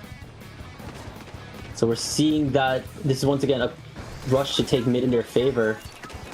2 picks down for Insomniac Central. LOXYAY is trying to get a lot of pressure and momentum on their end, but I think they're just trading picks at this point. No team has built a power climb yet. Yeah, and I think for LOXYAY, even though this sounds really weird, the main thing they want to avoid is giving that aerospray space to work with, because it can build up the reef slider to get them in really, really quickly. So making sure that aerospray is as effective as it can be is really important, as aerospray is going to get one staying alive. There's a reef slider going in, not able to get any. Oh, and there it is. The airspray goes down. Lock also goes down. Insomniac Central now has a Zuka to the name, and they're shooting down. And they get fixed here from mid. Here's the second slider. There it is. Takes down Guwapa. And that's 2 down for Insomniac Central. Noir is trying to hold their ground here. And they face the pressure. They can, actually. Yeah, I think that's just the power of, well, teammates one for one, and just the CRB being a very, very good weapon. I think we have seen a little bit less of it today, but it's still very, very nice, as LOXYAY are going to have an opportunity getting a power claim in and another, but with very little follow-up. But they're even pushing Insomniac Central even back to get a pick with a long-range Booyah Bomb. And they're throwing more clams in. MLG people here with the crab tank also pushing Insomniac Central even further into their base with nothing to do. LOXYAY has 30 on their score. They dodged that reef slider too. MLG Beagle with the movement with that splash. Yeah, being able to stay alive is gonna help save the charge for the crab for any potential pushes from Insomniac Central. But now it's just a matter of, can they get in? They have the resources to do that, but then it becomes, hey, how can we keep this momentum up? Because right now they've been kind of stuck in mid. Yeah, they are definitely stuck in mid, especially with how pressureful LOXYAY specials are. Here comes a Booyah Bomb, and also those subs like the Torpedo can also drive a lot of pressure away. Here comes the Dapples trying to get Guwapa down. Guwapa still goes down though. Yeah, looks like LOXYAY are going to try to put the pressure, but Noir here with the range blaster, just being a range blaster, being able to shoot over and just get a lot of damage on. It's not going to result in any picks, but LOXYAY still putting up a lot of clams, having 2 powers and a couple clams in mid at their disposal. But there it is, the reef slider trying to cause some disruptions, not going to work, instead of going down, proving that reef slider That's a triple with reef slider. I was gonna say reef slider doesn't. It's just a SD button, but in that case, LOXYAY used it to get a double kill. Exactly. I think Insomniac Central is still trying to take back mid here, but considering that LOXYAY still has a power clam in their back pocket, and still has a lot of mid control with that wall from the Glooga. Like you said, Topic, the weapon of all time. LOXLOCK has that Booyah Bomb on standby too. Beagle having double reef. Double reef. I don't know if you saw that. You're right. Yeah, they did. They just drove by each other while looking at each other like the Death Stare Luigi. But instead, Insomniac is just playing some solid defense, not allowing LOXYAY to get any further. But now the trouble becomes is turning this defense into offense. Though this is a good start. Yeah, Red getting a lot of pressure with that crab tank, and Noir has a Zuka going on. If I'm looking at that correctly, they break the barrier. Yeah, getting it down for now. 62 is a good start. 50 though, especially with 1 minute left on the clock. Red has 4 clams, but can they face the pressure that Beagle has with that crab tank? No, they go down. Can Noir outrun it? The reef slider. Noir goes down. Yep. Reef slider, you got stuck in the patch of ink, you got caught. That just happens. But right now, Insomniac Central, they have about 1 to 2 more opportunities to get a power and get the lead, but LOXYAY can just hold on. They do have the advantage here, since Insomniac is forced to push into them, is forced to make some aggressive, even risky plays. But I think it's working now. The Glugas has gone down on LOXYAY. Here comes that reef slider again. Can that aerospray get any picks for Insomniac Central? They're in LOXYAY's court. Red has a crab tank charged. However, LOXYAY still has that lead and 2 power clams to their name. Actually 3, but with 1 fading away. Here comes a Zuka potentially. 2, 1. All right, here we are. Yeah, overtime. Insomniac Central has about 60 seconds left to get something going. That's not a good start. 2 down. Guwapa is forced back. There it is. LOXYAY getting a couple more picks, waiting for this jumper, and with that is going to be game. Oh, but then they proceed to score even more! Because why not? You have the time. Yeah, they had a couple of seconds. Insomniac Central was already wiped out, so you know what? Let's just throw a little in. Let's make it a little bit better score. Why not style on them when you have the time to, and when you have the resources to? Yeah, but LOXYAY just played really well. They used the reflexer to their advantage. They used it to get in, to cause some disruption. I think we saw there about midway through, there was a time where they reflexed, got 2 or 3, I believe, and it just followed up with that. I'm pretty sure 365 with that Dapple Nouveau, they've managed to get a triple on one occasion with that reef slider. Very intense. Yeah, let's winning that match. Yeah, let's see if Insomniac Central is going to respond as we go to Mahi zones. We've seen how Mahi zones has gone before, and I think, judging off some past matches that I remember casting, I think Tent has been a really staple weapon on Mahi a lot. I think that may just be the matches that I remember, though. Yeah, I think because you have to play very differently around the tent. The best way I could describe it, Overwatch, right? You're thinking about Reinhardt? Yeah, I was thinking about Reinhardt. You have to, in order to really fully utilize the tent, or Reinhardt in our example, you're gonna have to play a lot around it. You're gonna have to kind of switch up your comp to be beneficial to the tent, to use that to your full advantage. So I do think tent is a strong pick. It just depends on how well you can play around it. Definitely, yeah. I think, especially now that Tent has Zuka, it potentially has the ability to make plays. It's just that you have to work around how, maybe how a little finicky it could be with its shield timing, how pushes will work, especially with how the Tent shield travels. Yeah, I will be very interested to see if they decide to stick with Reef Slider, because on this one, I believe you're able to cheese it. If you go right into that center block, you're able to just completely cap zone. Even if it's just for a second, I think that could be really helpful in either A, stalling, or B, just making sure to disrupt the enemy team. But enough speculating, we're jumping right into it. We see a junior now. Yes, a paint bot. I see. And Tetra with Reef Slider. Okay, a double dually comp from LOXYAY. They're gonna really have to rely on the pencil and the splash for any type of paint. But on the side of Insomniac, the junior might be able to help, but not right away, as that's already 2 down. LOXYAY with that Glooga taking down 2. The junior does have the bubble online, and they use it on their plat. But the zone is still within the possession of LOXYAY. Beagle coming out here with the tri-strikes, hoping to push Insomniac Central away. And I think that is what has just occurred. So it is now up for LOXYAY. And a Booyah Bomb is once again on standby. LOXYAY is deep, man. Oh my god. They are taking control. Already down to 50. The ward levels are dropping. Insomniac has to find a way to respond. They only have a Zipcaster at the ready. Just a matter of, can they get in? Because they're forced pretty far back. Most definitely. We saw Red on a Stamper last time, but it was the Crab Stamper. Here comes Red with that Zipcaster. Can they make the disruption needed in order for Insomniac Central to get the push off? The bubble is now gonna work. No one was waiting for Red. Here comes Klug with that pencil. Cooler is almost ready. Yeah, it looks like Insomniac is playing really, really good here to try to take zone. They're going to take it for just a second, and LOXYAY takes it right back from the clutches of Insomniac Central. And they're trying to push a little bit forward, but Insomniac, they're forced back. And just like we were about a minute ago, LOXYAY is trying to force all of Insomniac back into their base. Yeah, I think the splash just went down. That junior looks like it's in a rough situation with 365 going down within the junior's domain bubble. Yeah, nice JJK reference there. And now Insomniac Central has zone with special still on cooldown from last push, though. Can they keep this defense up now that Tri-Strike is online from LOXYAY?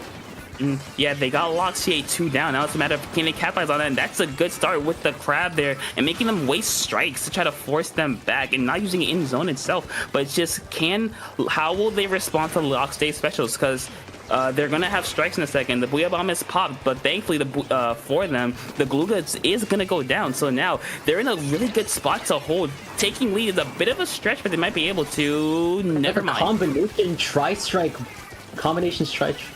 Reef Slider take zone completely.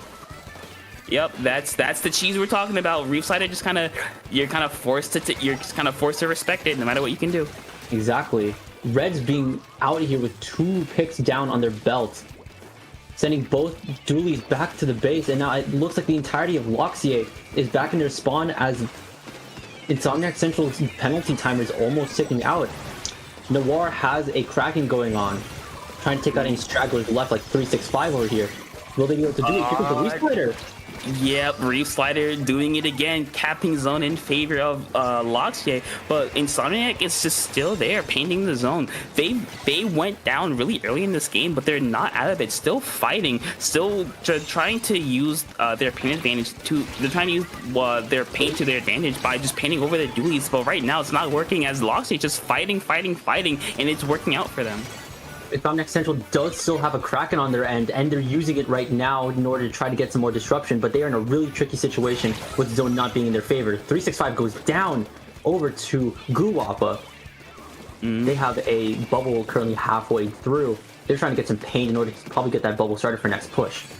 Yeah, there's the bubble. They're gonna have a crab in a second. They pop it here to try to force their way in. They have 13 seconds. That's a good start. 2 down inside of LOXYAY. Insomniac just painting over his zone. They are going to cap it. But here's the problem. They don't have the area around zone. So LOXYAY is able to sit there and paint and take back zone right away, as they just did.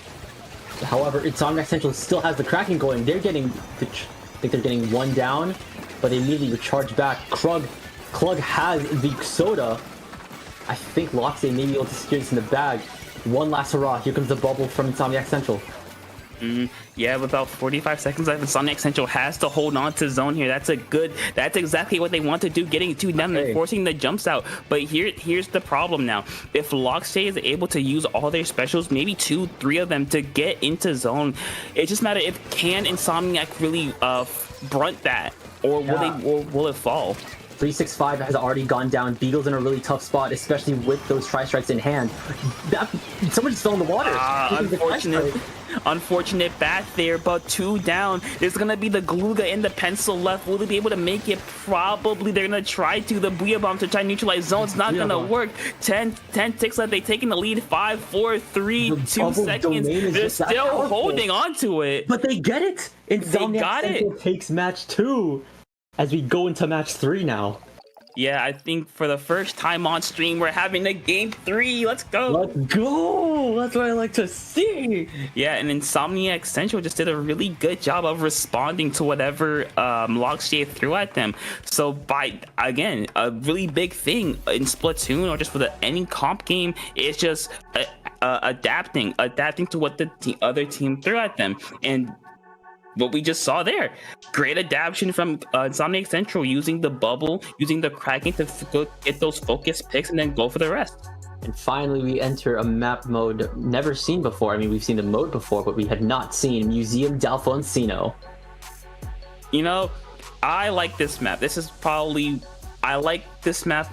Maybe one of the more iffy Rainmaker maps in my opinion, because you're kind of forced to go on that right ramp. Yes, the map itself is very, very wide open, but other than that, you're kind of forced into one way. You're forced on that ramp, or you're forced to go straight through mid, and other than that, there's not a whole lot you can do. Definitely, yeah. I think especially on Rainmaker, you have so much option to work with. I mean, still, it is obviously just the mid spinner versus the ramp. But no, it's not even. Wait, is it the mid spinner versus the ramp? Don't you have? Was that block on maybe the that's close to maybe the front of spawn? Is that a Clams exclusive map feature? I don't know. I think it's not. But on this map, there's only 1 checkpoint before the goal. Yeah, and it feels pretty linear, if you ask me. Yeah, I think that's why. But the map itself is very wide open. But it's just a matter of how do I say this? You're kind of like you've been talking about, you're forced onto plat. So anything that can kind of take a lot of space, like a Zuka, like heck, even a Kraken could work by just forcing Yeah, forcing everyone back. Guwap is still on that junior as we now see no comp change for LOXYAY. Yeah, or either team, you know. Yeah, they're sticking to it. If it ain't broke, don't fix it. Yeah, that's what I'm saying, man. Oh, that's a quick pick. Oh, that definitely is. LOXLOCK goes down. Clug takes down Red, but Beagle goes down too. That's 2 down on Insomniac Central. Here comes that bubble again, right next to the checkpoint, actually. Interesting. Yeah, and I think what we've seen in this game so far is that neither team has gone for pop. They've gone for the area around pop, which is really what you want to do. You want to make sure that before you grab Rainmaker, or not all the time, make sure that you have a lane to work with, since both teams immediately went for the enemy's plat to try to get something going. But now we're just kind of back in this neutral situation. It's a really smart play in order to quarter down LOXLOCK because of how mobile the Glugas can be at times, even though I feel like, well, aside from that point, the Rainmaker is now in Insomniac Central's hands as they choose to go down through the spinner. Ah, they didn't. No, they don't. But then they drop down by Beagle. Yeah, just an inch too short. Weren't able to get it off onto plat. But looks like the rest of the team is gonna make up for it, getting 2 down outside of LOXYAY. But now, with no one by the Rainmaker for Insomniac Central, this might be a reset for them. Maybe not, as the Stamper is on plat. Exactly that now, and it just depends on how much pressure Beagle can apply with this Crab Tank. They're on the hunt by that Zipcaster and that Blaster. Guwapa just barely makes it to the pedestal. Goes down to, I'm assuming, the CRB, or is it Beagle? Here comes Sam with that. Oh, Sam immediately gets shut down by 365. Yeah, and I think that's really, really good for LOXYAY not giving up that first checkpoint, since you really want to make sure that you give yourself as big of a buffer as possible getting through that, and make sure the enemy does not get to that first checkpoint is really, really huge. But Insomniac's defense with the bubble to try to make it's not quite gonna work, as it gets shredded by the Booyah Bomb. That's 2 down, and that's gonna be checkpoint and lead for LOXYAY. That's perfect. Now the ball is in Insomniac Central's court. No specials are online, though, and the Glugas go down. That's 2 down. Now the Club goes down. Red is making quick work of LOXYAY, moving to push forward while... Oh, that's a trade down to LOXLOCK.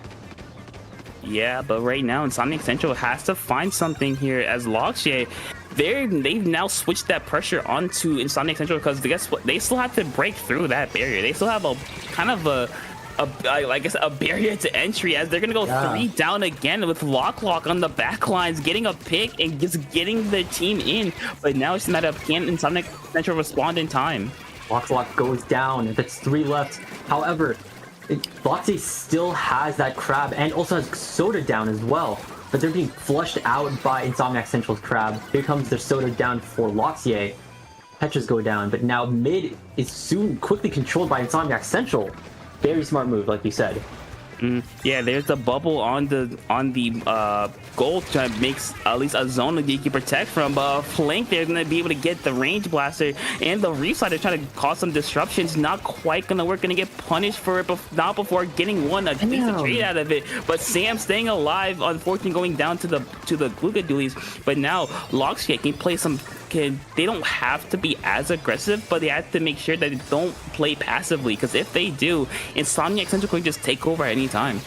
There's a Booyah Bomb from LOXLOCK. That's a really awkward spot because of that headliner. Yeah, we hate when that happens. But they take more space with that Booyah Bomb, which is really important, especially considering Sam has now popped their own Crab, making more pressure. Here comes the bubble from Guwapa. Can Clug survive this? No! All 4 members of Insomniac Central collapse on Clug.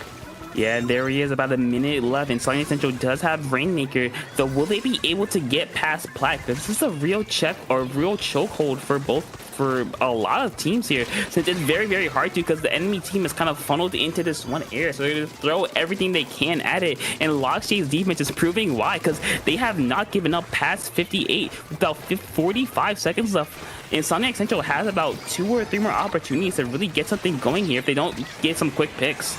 Oh, I think this may... Oh, I was about to say that this may just be the breaking point for Insomniac Central, but then the Booyah Bomb from LOXLOCK, I'm assuming, immediately shuts down that push, and now it's popped again. Who's going to take the Rainmaker? Clug.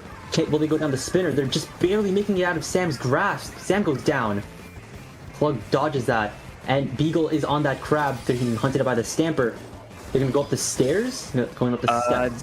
they might have to, but with about 9 seconds left, they just gotta make sure that they stay alive. Then Rainmaker free zone, but that's not gonna be enough as Insomniac Central is gonna pop or get the Rainmaker kill. LOXYAY just protecting it. It's just an all-out fight to try to pop the Rainmaker. 1-2 going down for LOXYAY. They pick it up just in time, and with about 50 seconds remaining, they just have to make sure that they keep the Rainmaker alive at all costs. But without that, Crab's gonna be a little bit harder. But Pencil being Pencil ends the game. Klug takes down that Rainmaker in the nick of time, securing LOXYAY securing LOXYAY this set. Yeah, they're gonna move. Man. Yeah, they're gonna move on to round number 2, and you know, Pencil is gonna be Pencil. It's gonna play a bit of laser tag. If you're caught in the way, not a lot you can do there. Yeah, make sure you respect the Pencil space, lest you get filled with lead. Yep. But with that, that is going to be it from us as commentators. I know it's been a couple of hours. I hope y'all enjoyed it. Frosty, where can people find you? Much like last time, y'all can find me on Twitter at TKFrostix. I don't really post there a lot, but why not? Follow me just because. What about you, Topic?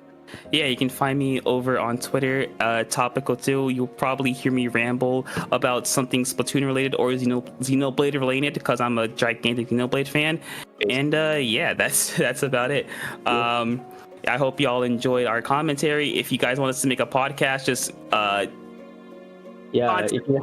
contact the IPL. If you want to see more of Frostix and Topic's Caster Corner, which was a made-up name by me on the spot, why not? I don't mind doing that. Yeah, just get us contact the heads of IPL and let them know. And with that, that's gonna be it from us. Stay right there because we got Rocket and Jorian commentating next. So that's gonna be fun. So be prepared. Peace out.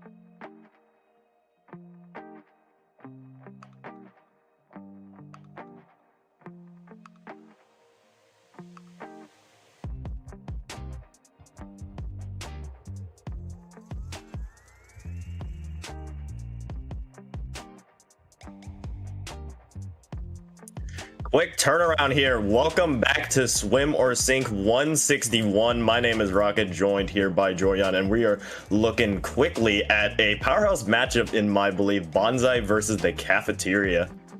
Yeah, no, this is actually it's going to be a pretty crazy matchup because what we're seeing right now is going to be which side of Bonsai. It's going to be it's about to come Bonsai. We already know them a lot already. But for the side of the Cafeteria, Karma, Sota, Dave, and Brendan. So the main thing right now that we need to know is for Cafeteria, this is going to be from post-Riptide. Sota, Brandon, okay, no, not Sota. Brandon and Karma, I definitely remember. And they went to Redemption of Riptide, and they got into top 32 in a deadly group, at which going into right now battling Bonsai, they're going to be back in the house for sure. But we need to see the map because, yeah, we won't know about Bonsai now. It's going to be usual. But yeah, Clam sits on Scorch. Immediately first game, on the same old. Oh yeah, and also Rocket. What the comps we're going to see.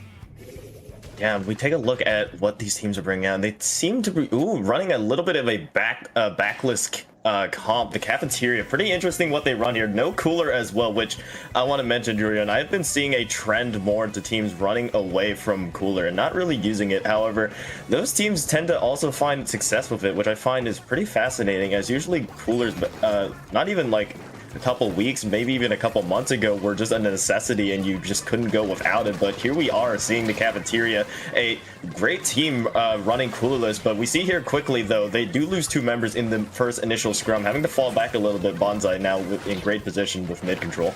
Yeah, the main thing is you need to know cool is because it's the cool is basically the buffer about living. But now that we know about Zuka so much, and now it's the main issue actually, because we were so scared about Zuka. But now that we know so much about Zuka, and because the bubble of recently that we have for Cafeteria, that's why we don't need cooler anymore, and everyone's staying away from it. It's everyone learning how to live.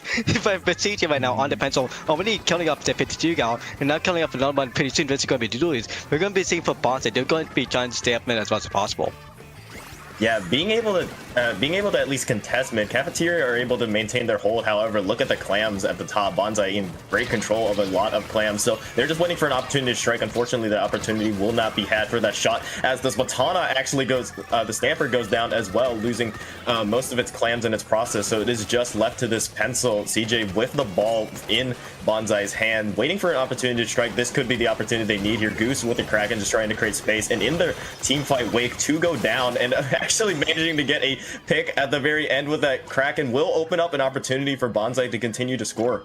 Yeah, with the opportunity, we're going to be seeing the score down to 71, and with the rotation RNG is going to be happening for the clam, there's going to be even more coming in. But CJ, again, as we always know with the Panzer, it's going to be trying to ban and get back out and go into base. But we're seeing for right now for the Cafeteria, just trying to extend as opposed to pop to go into the zone. But that's going to be an instant of Soda going to get on the side of the other Stamper as well on the side of Spec on the side of Bonsai.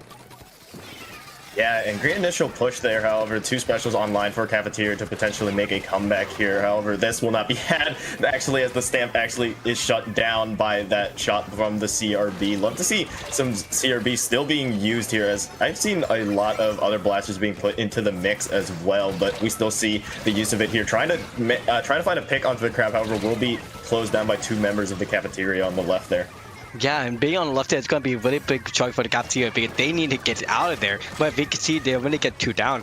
For the side of Bonsai, they already have so much control in top mid. And like you said, the CRB, they have the Kraken ready as well. So they're going to be ready to push in if they have clams. But mostly what you see right now, so they're going to be casting out the CRB as well. So that's going to be no clams on their side. Because it's going to be 4 and base their power cam for the side of Bonsai. But they threw it away because they want to go more aggro. They want more pick control out of the way too.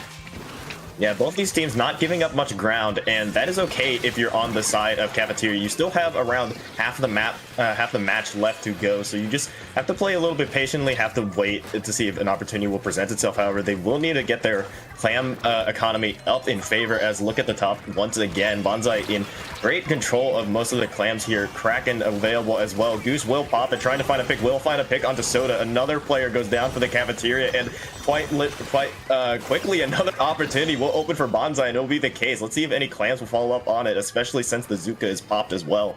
Basically, after a 3-minute death, we're seeing right now for Bonsai, they made it for a clam of 60. They had his clam of 64 remaining, but now they're going to make it down to 52. They could have made it down to like 44, but because they didn't want to start more clams out until now they made it down to 40. That's going to be even more clams for them to fight action in. But as Goose is going to be coming in, and maybe CJ is going to be coming in as well. I think Goose is going to be rotating as well. If CJ gets it in, that's going to be close to KO territory.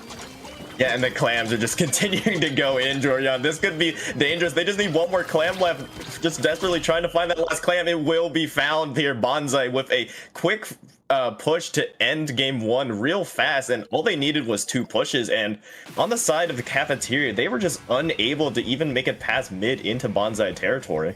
The main 3-thing reason why is because Bonsai never let down. They just kept on going no matter what, and every time they had 2 down on the side of Cafeteria, there was always 2 people up on the side of Bonsai. But at the same time too, the second reason is because the pink control. We saw at the end of the match that basically at the end, Bonsai has basically more than half the map covered in green, then Cafeteria is purple. And also the third reason why is because Bonsai knew the clam RNG rating. The clam RNG spawns, and that's made the second rotation go down to 0. Yeah, for sure. Although seemingly dominant, the Cafeteria are not a pushover team at all. Just a little background on at least how they did in other tournaments. They actually won Prison Break number 3 not too far long ago. So Cafeteria are a resilient bunch, especially if you look at the finer details of that Prison Break, as they came back to reverse sweep in the finals. But looking away from that, Bonsai just had a dominant approach, like you mentioned there. But as we look at game number 2, Splatzone's Hagglefish Market, quite a, I'd say, natural, natural and just classic Splatoon map, wouldn't you say? Yeah, definitely a classic and old Splatoon map. If something in Triton Cup, get me out of here. It's so overused in it. But saying more about the teams again, Bonsai is a like recent Ludi's. Remember, Bonsai is Div 1. Cafeteria, you saw the SG tags, right? They are Sacred Elixir. It's a pickup of that team, 3 out of 4. It's basically called the Cafeteria, and that's basically a Div. If I remember, Div 4, Div 3 level. So it's a really solid pickup on both sides. And if anything comes with spot zones on Hagglefish Market, with the no cooler comp, they're going to be trying to go in as much as possible and try to throw as much bombs as possible as well to just shut down Bonsai if they can. Definitely need to throw away CJ and throw away Spec.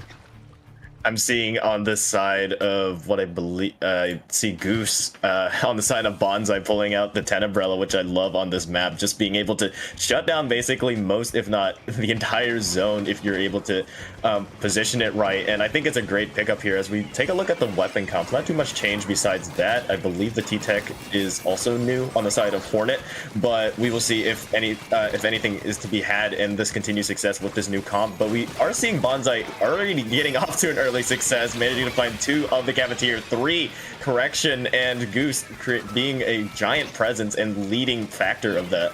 Yeah, the leading factor with Bonsai actually having 2 up and now going to be going up to 3 up as well. But basically all the Cafeteria, there's only 1, and that's Winston going to be in the bubble trying to defend on zone. We see on the right side, that's going to be... Oh, is that Hornet? No, that was Hornet actually getting killed off because of the T-Tech, but also that's going to be killer coming up from the 52 on the Cafeteria, and they're going to be capturing zone.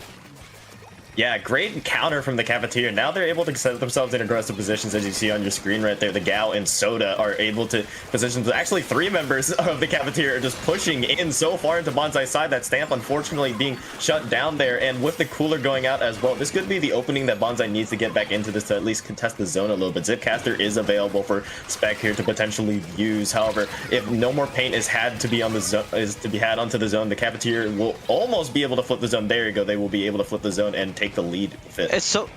It's so crazy that we saw in basically the first half that Bonsai had it so much lead to continue to win, but now we're seeing for Cafeteria, because of the one major push they had, that Bonsai is basically so backed out, they were just being left open one by one by one. And for Cafeteria, they're all bunching together, and actually having the commitment together to push in and go in with the bombs, go counter the Bella play as well with Bonsai on the back, and just Karma here, seeing the first C, going in for a double, almost a double, but still having 10 for the remaining. The tries coming up, the Bubble's going to be coming in soon. Hopefully Bubble came in a little bit too late, so that's all going to be the captain zone for Cafeteria to go for the win, but Bonsai's going to be capping back.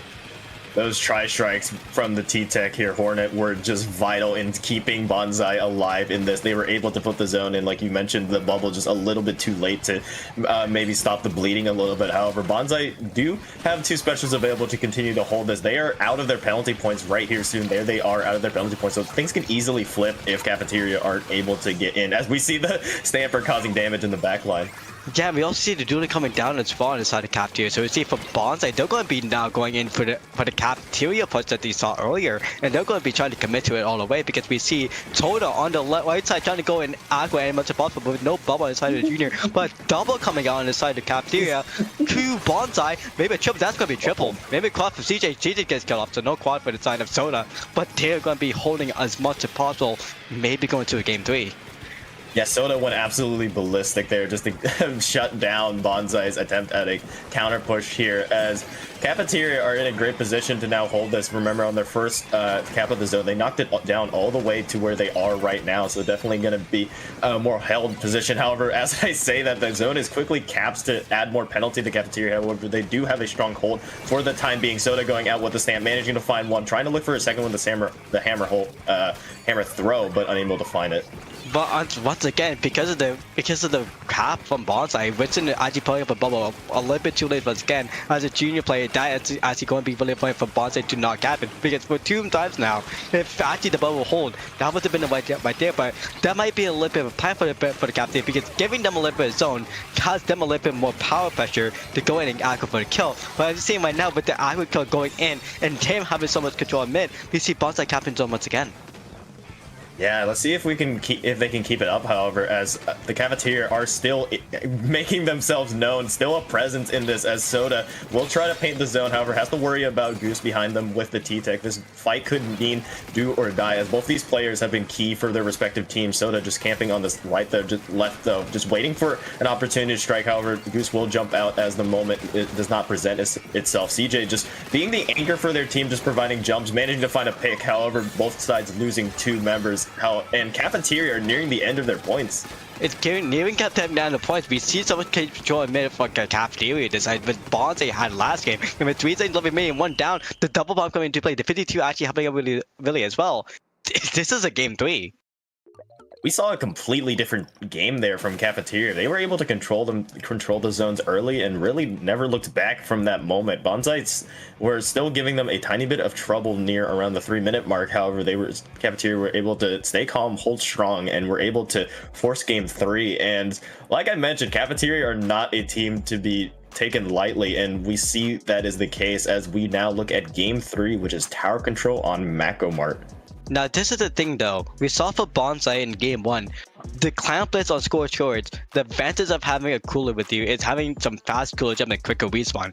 Which for clown plays on a kind of stalemate map, well not stalemate map, on a stalemate mode, you would want to get as much as possible and go back in and every time try to go in for clamps. While for Splats on the Haggerfish, we saw it's a flat map and you can just go in whenever you want and just go full on bonanzas. I saw for Bonsai, they didn't do that much, but for Cafeteria, they went hungry for the food in the Cafeteria and actually going for the zones on Hagfish Market. But for Tower Control and Macomart, it's going to be the decider here because this is Tower Control. It's a saying of both worlds, but at the same time too, Bonsai's defensiveness might be really huge here.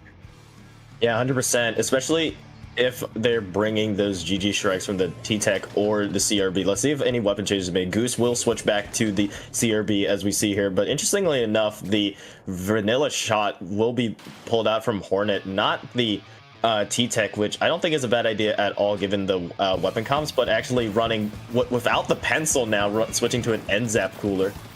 The reason why they do that is because they want more bombs instead. But even though that they changed for the regular shot instead of the T-Tech, it's because of the Zuka. And they mostly can aim up anyone on top left and also kill off the bubble as well, but having a shot as well. So it makes it 400 why they want to change up back there. And their consistent aim is always very backbone for them. But we're safe for right now. We see the first one going to Bonsai. It's slowly coming in with Hammer, but jump out and melee is going to be saving them grace. But CJ and Goose are going to be killed off by Soda. And that's going to be 3 down for the side of Bonsai. We're going to be safe for the Cafeteria going in for a checkpoint if they buy the tower at least.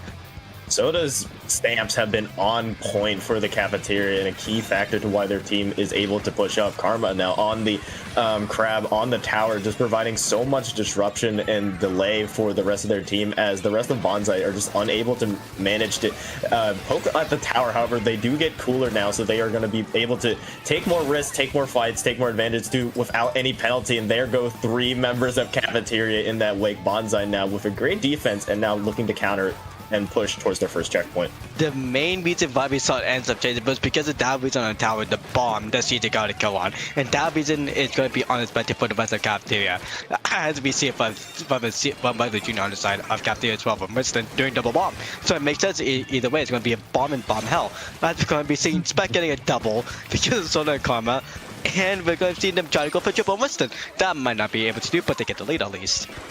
Yeah, and this is a great position for Bonsai, especially if you are the CRB, because you're just able to camp these ledges for on the side of Cafeteria. If you are able to get into great position, there's just not much you can do, as we see Spec on the right side. Goose on the tower with the Kraken just trying to stall it out a little bit more. Specials go out for Bonsai. The Zuka managing to find one in its wake. The Gal will fall to that, but a counter defensive crab on the side to just stall out this last push, and it will be the case as Cafeteria will now have plenty of player advantage and will push back to mid. We're going to see seeing Spec being the last one live, but Karma's going to be finishing him off. Goose is going to be calling up mid. Jeez is going to be going up mid, and we're going to be seeing the, okay, that is going to be. I forgot the name already. That's going to be Hornet. Hornet's going to be going on the left side trying to kill up somebody, but Karma is going to be trying to go for something, but Hornet's going to be killing Brendan off instead. So that's going to be huge because the 52 guys are going to be killing them off, and because of no killer rail. But besides Soda, they're going to be having Hammer, and we're going to be seeing Crab coming out as well. That's going to be huge for the second checkpoint and for the last one as well, but Karma being perfectly set up on the right side. Yeah, Keeley, though, on the left side, Soda's hammer being shut down from that, and another player, 3 players actually down for the Cafeteria now. It is just left to Karma, who was using that crab, and now Goose is hunting, just trying to find this last kill. Unfortunately, will not be able to find that dualies, however, does spot other members of the Cafeteria. Great direct there onto Brendan, and continuing to camp this ledge as well. Will get a little bit of chip damage onto members of the Cafeteria, however, not much to be found there as Spec continues to cause disruption. That was a drive-by for the CRV shot, by the way, so that was pretty funny. But we see CG just going in straight in, but being the last one alive on the side of Bonsai, we have to see Cafeteria going for the push. That's going to be a trade-off of Soda. Brendan's going to still be 11 to 52 count, being doing a 1-1. Well, that's going to be a trade-off as well. We need to see the bubble coming up from Vincent. That's going to be a trade-off as well, because the Goose is going to be doing a direct. Then Spec going to be doing a trade-off as well, but that's going to still be Soda being alive, going in almost for a double. But the bubble is not going to be sacrificed in stage. They're not going to be saying enough for the Cafeteria, and we're going to see for Bonsai. We're in for the final checkpoint once again.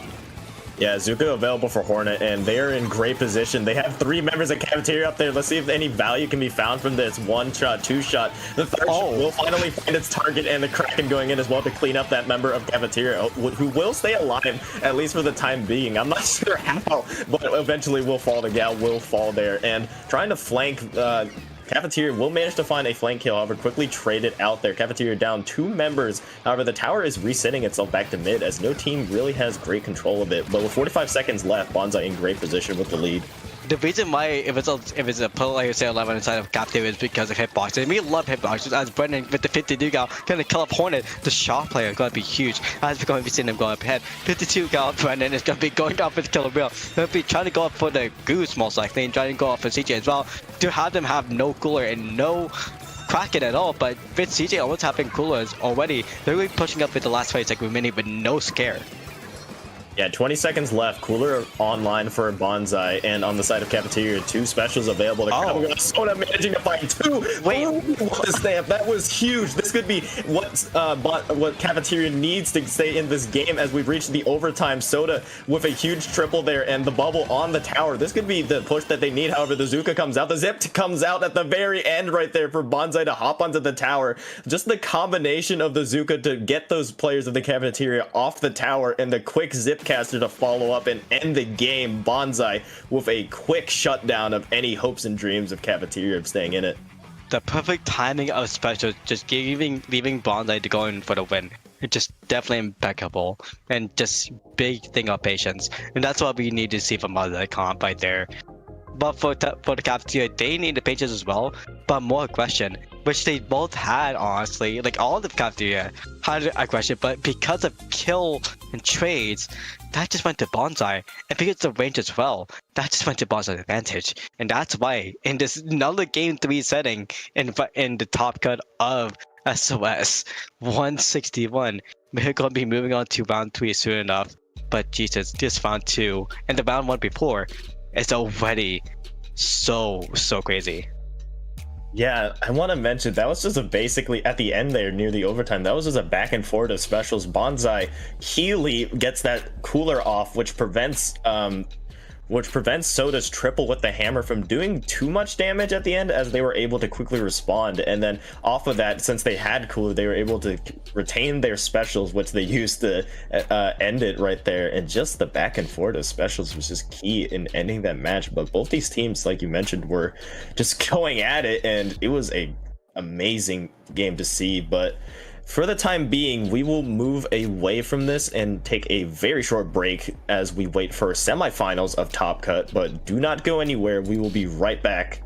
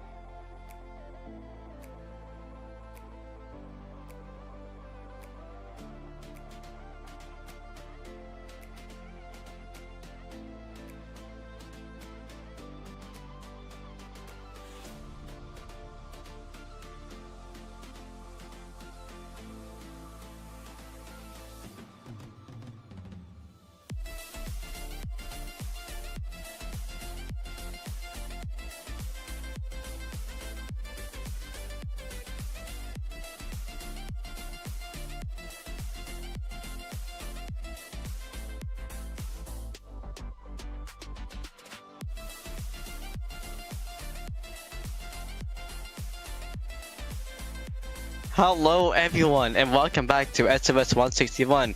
I am totally Rocket, like surely I'm totally Rocket. No, I'm Joy, I'm just kidding. But I am here with Rocket, and basically we are back here with semi-finals, and it's gonna be a best of 5 setting. Yeah, we are in a best of 5 now. We are into the longer matches and taking a quick look at what we have in store for us in our first game. We have Decreased Helios versus Mocha is Washed on Crableg Capital Rainmaker. Any input on these teams or the map mode, Jorian? So Mocha is Washed. Mocha is Washed actually played earlier with us, Jeff, and Prowling Pool, and I forgot how far they went, but they went pretty far. Hamashi, Mocha, and Nilla all played together in that, but now coming back to play together again with Jeff, being the sploosh main only, it's going to be causing a lot of chaos for them. But for Decreased Helios, which should be deceased, but they mostly misspelled it because we saw basically 3/4 of Helios plus obviously deceased from Inked. Maybe a different thing, but it's mostly is Inked. Then we're gonna be seeing them together because the colors have changed. Mocha is also gonna be in teal and Decreased Helio, aka Decreased Helios. I'm just gonna call them Helios in pink. Yeah, I love to see already the sploosh running all speed up, which is hilarious. But kind of what you have to run. However, Mocha is Washed will lose 2 members in the first initial scrum. However, not too much damage will be had because of the cooler. Lethal Jeff being able to take a lane to the left side, however, quickly stopped by the Nautilus, but will manage to find the equalizing pick on that, and that could lead to Mocha is Washed getting the first cap in this game, and they will manage to find the first checkpoint on the left there. Great initial lane made by members of Mocha is Washed. Yeah, and honestly, if you're surprised about seeing, literally about seeing the all sprint speed from the Sploosh, you're not gonna be surprised with what up. Being with the Zap, being with the Mimic going up to 23, the Jeff special is gonna be your all sprint speed. I'm just letting you know on that bucket. Yeah, and we saw right there just the use of the back in such a perfect spot to be able to allow the lead to be extended so far. Great initial push there. Let's see if Decreased Helios will have anything to say about it, as they are still just trying to find a opening, as the Zap will go down on the side of Mocha is Washed. The Sploosh Jeff dying in the process as well, and this Zuka is ready, just waiting to find its targets, trying to find an opportunity to strike, however quickly shut down by that great shot from the Splatter Scope. Yeah, it's possible getting a puppy shot, but now going for Magic though, which they're gonna be just hopping around, just hopping with the Mimic and trying their best to stay alive. But Jeff trying their best to just go in from the side and actually go in for the kill. But they went for someone else instead. That's going to be Sorella. But going for the hamster on Magic. We see for the west side of Mocha Far trying to go up ahead and trying to go cap for the top way off this Rainmaker, or maybe go for the bottom, who knows. Yeah, just straight into the Nautilus. They will manage to find the deceased. However, the Rainmaker will fall into the hands of Decreased Helios in the process. And Floop's managing to find one. However, the perfect burst bomb on the side of Mocha to shut that quickly down. 2 members alive on either side, and now we are basically reset here. Just this team fight could be huge, as a win here for Mocha is Washed could lead to a cap. It's funny how you say we're set here while the Rainmaker is clearly on the side of the Decreased Helios because of the great area on top. It's carrying the best of Mocha Watch. That is going to give them the lead for now. As we can see for Decreased Helios, they're going to be trying to go in as much as possible. They're going to be stalling out a little bit, but the Zuka coming in from the side of Helios, most likely that was Floops, going up ahead and helping the team go past the middle and trying to go back on the right side, or maybe go up on the left side. That might be the safe spot, but no, they're going to be trying to play risky and going in for the back and trying to kill them off soon enough with Hawashi being on the back, but then getting a kill off for what? That was a Rainmaker shot. Deceased with the just arch of a sentry, managing to go in behind that back and managing to get that kill with just the perfect shot there. And off of the back of that, we'll get the cap for Decreased, but the push following up is not to be had, unfortunately, as Mocha were able to crunch down that push very significantly. And just this end Zap being able to farm Zap here, just waiting for their team, is the smart move here for the side of Mocha. The cooler will go out, stamped, ready for Lethal Jeff. Let's see if anything can be had with this push off of the back of the stamp. What's going to be happening is a sneak, as we see immediately right now with Lethal Jeff. It's going to be going for the single, not going for the single, actually, that was a little bit bait, but they're trying going for the kill on Sploosh, who does cut him up, but we go what up. I think that is Nilla going to be getting caught by Deceased, who is going to feel not and having the splashdown on hold for whenever they they want to, but they pick up the Rainmaker actually. So that flashlight not gonna be really useful for now, but Floop's going to try the best going for Vanilla again, just going on the right side, but they are going to be trying to bet really well, but we need enough for Mocha as well. They went for the left side to go all in. Maybe they want to go for the next left side next time, but with 3 on the side of Helios, Magic should be in the last one alive actually. It's just going to be a 1v1. Yeah, and the 1v1 of the Zaps here in mid, we will see who is the victor of this, but it seems like members of Decreased are at least able to rally around their NZAP and push back Mocha at least at little bit. However, the Rainmaker will be reset here, and with 30 seconds left, Decreased needs to get in the final push. However, not a great start, as the Rainmaker will fall into the hands of Mocha, going 3 down as well. Decreased now looking dire. Yeah, but you need to see Jeff. They're going with Snake, and we're going to see as well. That's going to be Mocha just going in with the Zipcast as well. But everything in the best. Helios trying their best to do anything, but with 3 on the side of Mocha is watched. This is the last chance for them to actually push up ahead. Yeah, things could be dangerous here, as there are so many opportunities for things to go wrong. One splatter scope shot, one flank on the side of Lethal Jeff could end it. However, that flank is quickly shut down by Floops. Great work on the flank here. However, time is ticking down for anything to happen. The 10 umbrella just used as a shield, just trying to go up, but we see the NZAP trying to dive in, as well as the Zipcaster at the end as well, and just with too many things in the face of the Rainmaker, it falls, which will mean that will be the end of that push, and Mocha is washed. Will take game 1 in this set. But we need to say as well for Decreased Helios, honestly 2 things. We should just call them Hilly Nose. That would be just better for both of us. But yeah, Hilly Nose had the opportunity to push up a lot as possible, but Mocha's watched. We need to say about their aggression. Their aggression was no stop this time. If we saw that last round from Bonsai, we saw that from Bonsai and from the Cafeteria together in the last round with no stop aggro comp. This is Mocha's watch. That is no stop aggro comp right there, and bringing it up to a max. That's why the seed won.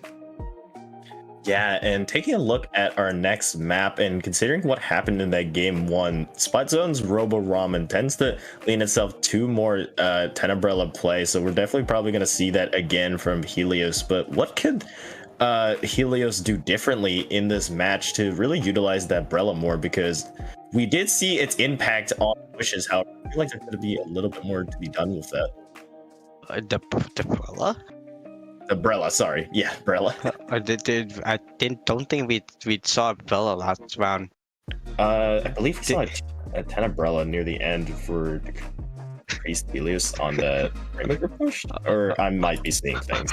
Are you sure it was umbrella?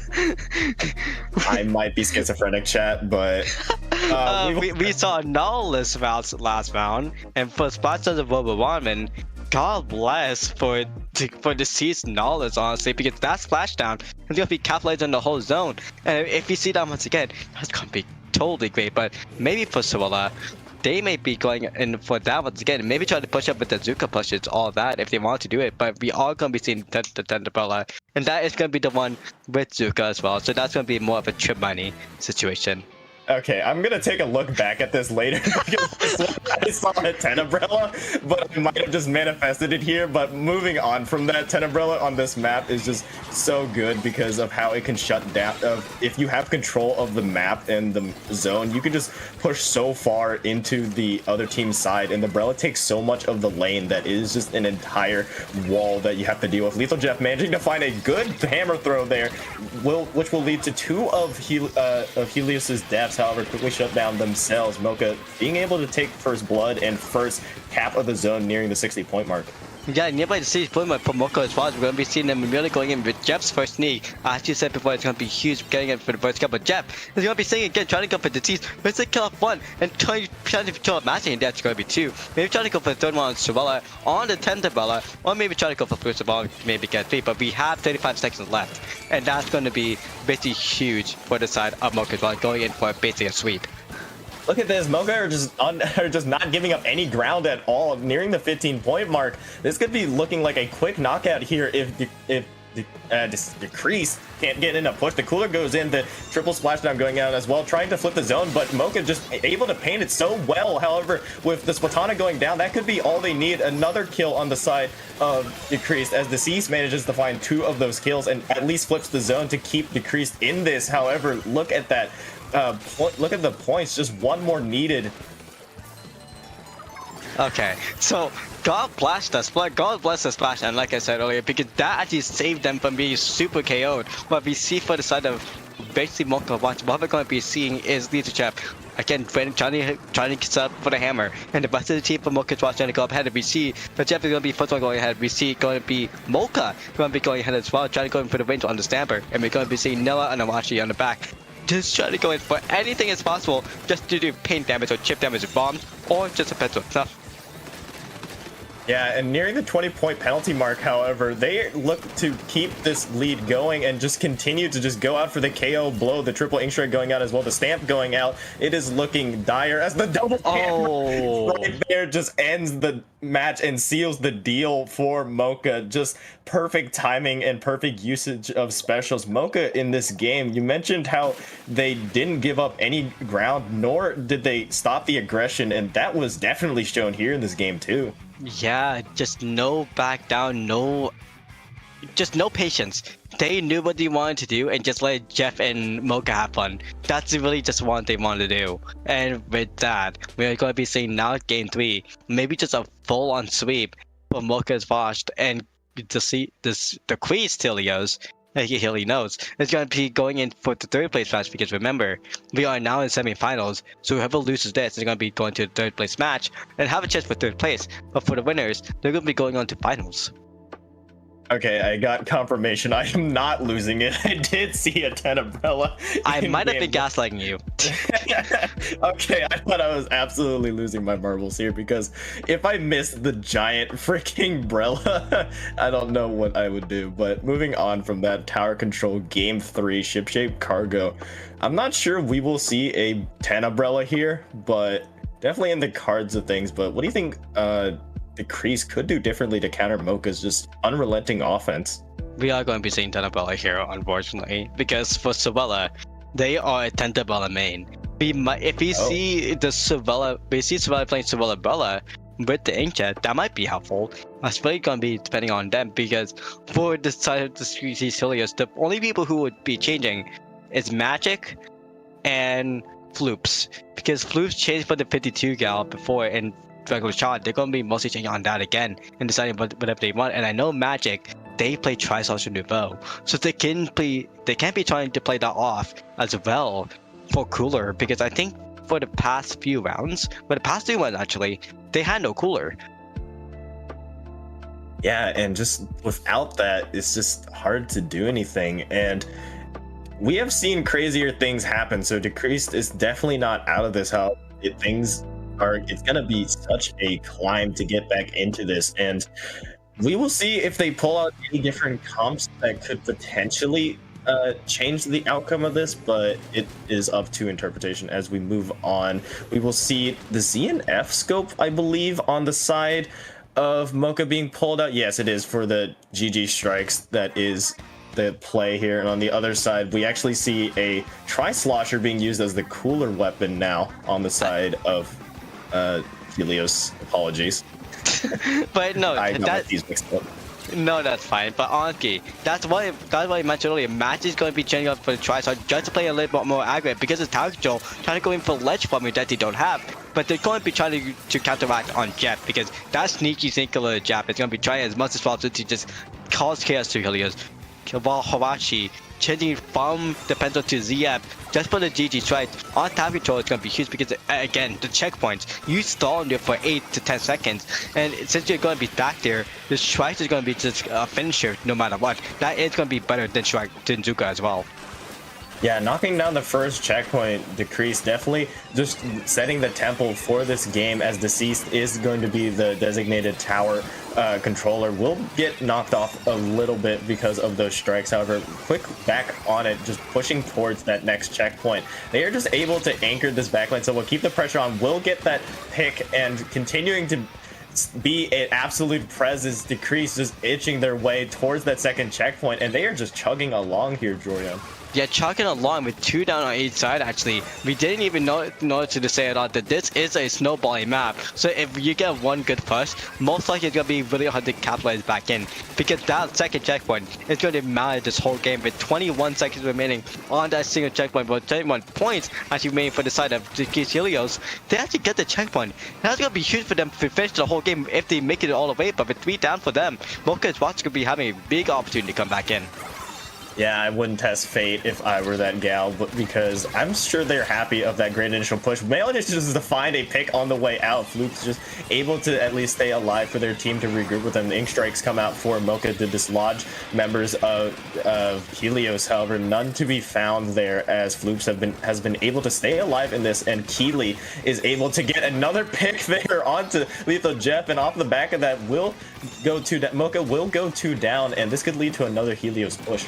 Yeah, that could be going into another Helios push, but for right now, what we're going to be seeing is, whoa, okay, that 1 down, that's going to be magic. That's going to be the no cooler for the side of Helios. It's going to be really good, but that was collidable actually on the side of Mocha and Awashi, getting 2 down on the tower for the Queen's Helios, and Mocha as well is going to be going in for a second push.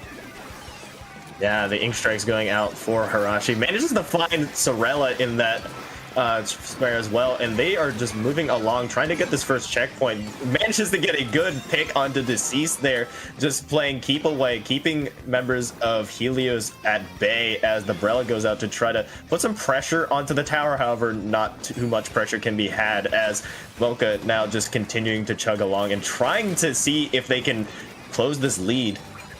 Yeah, and closing this lead, that might be possible. We're going to be seeing for the side of Mocha's watch. They're going to be trying to go in for the second checkpoint, but they're going to be trying to go in for the second checkpoint, but they do break. That's going to be huge for them as they're going in for third. But again, big control. That's the main thing we're going to see from Flute, and we're going to see from Match, and we're going to see from that's what we're going to be seeing for the last person alive on the side of the Siege Helios. Other than the Siege, that's going to be Sorella on the left side, pressuring that left crate.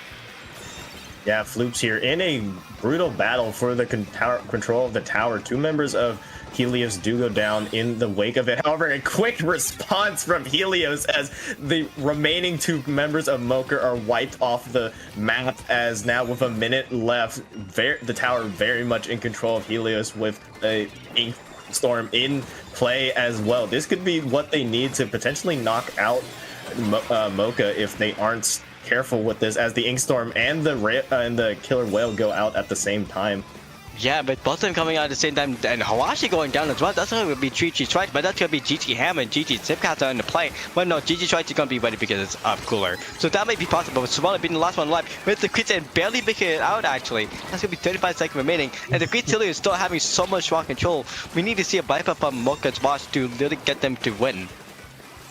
Yeah, 27 seconds remaining. Lethal Jeff here just trying to find a pick. Will find Sorella, the jumping player, and with 3 members down, Lethal Jeff just positioning themselves in such an aggressive position to take advantage of their early triple kill success. But nearing overtime now, all Helios has to do is get onto that tower and stop this relentless push. However, the strikes are going out quick. 2 members are down for Helios. This could be all they need. The Brella has their special online as well. This could be huge here as the checkpoint goes down nearing the 20-point mark. Picks going left and right. Harashi Keeley is staying alive and will take the lead near the end there. Mocha will sweep this series against Helios, and most of that game it looks all Helios, but at the very end, Mocha off to a great final push. The final Zuka that the Queen Helios needed was killed off and was not popped in time. If that Zuka was popped, that would have been actually the same ending as Auntie versus Bonsai, with them going on going in for 2-1. But for Bonsai, but literally on that game, for Bonsai and Auntie, they were 2-1. Because for Auntie, they actually came back on overtime because of Asuka, and it was off by 1 point. But for this match, because of that final checkpoint and the push up ahead, Mocha is watched was able to actually push up ahead and get the kill on the Zuka player and stop them off. So that would have been, so that's honestly great for Mocha to complete this sweep 3-0 and still sacrifice and still survive as the first seed and not get knocked off into third place. Yeah, and like you were mentioning, Mocha now punched their ticket to the grand finals of this, and Helios will move to play the losers of Bonsai and Auntie in the third place match. And like you already mentioned, Bonsai is up 2-1 in that semifinals matchup, and barring a comeback, Bonsai will be looking to punch their way into grand finals to place against Mocha, but we will see if that is the case as we are moving to a short break before grand finals here in Sink or Swim, or Swim or Sink 161. We will be right back with you in just one moment. It's not gonna be 1 moment, it's gonna be 10 minutes. So, see ya then.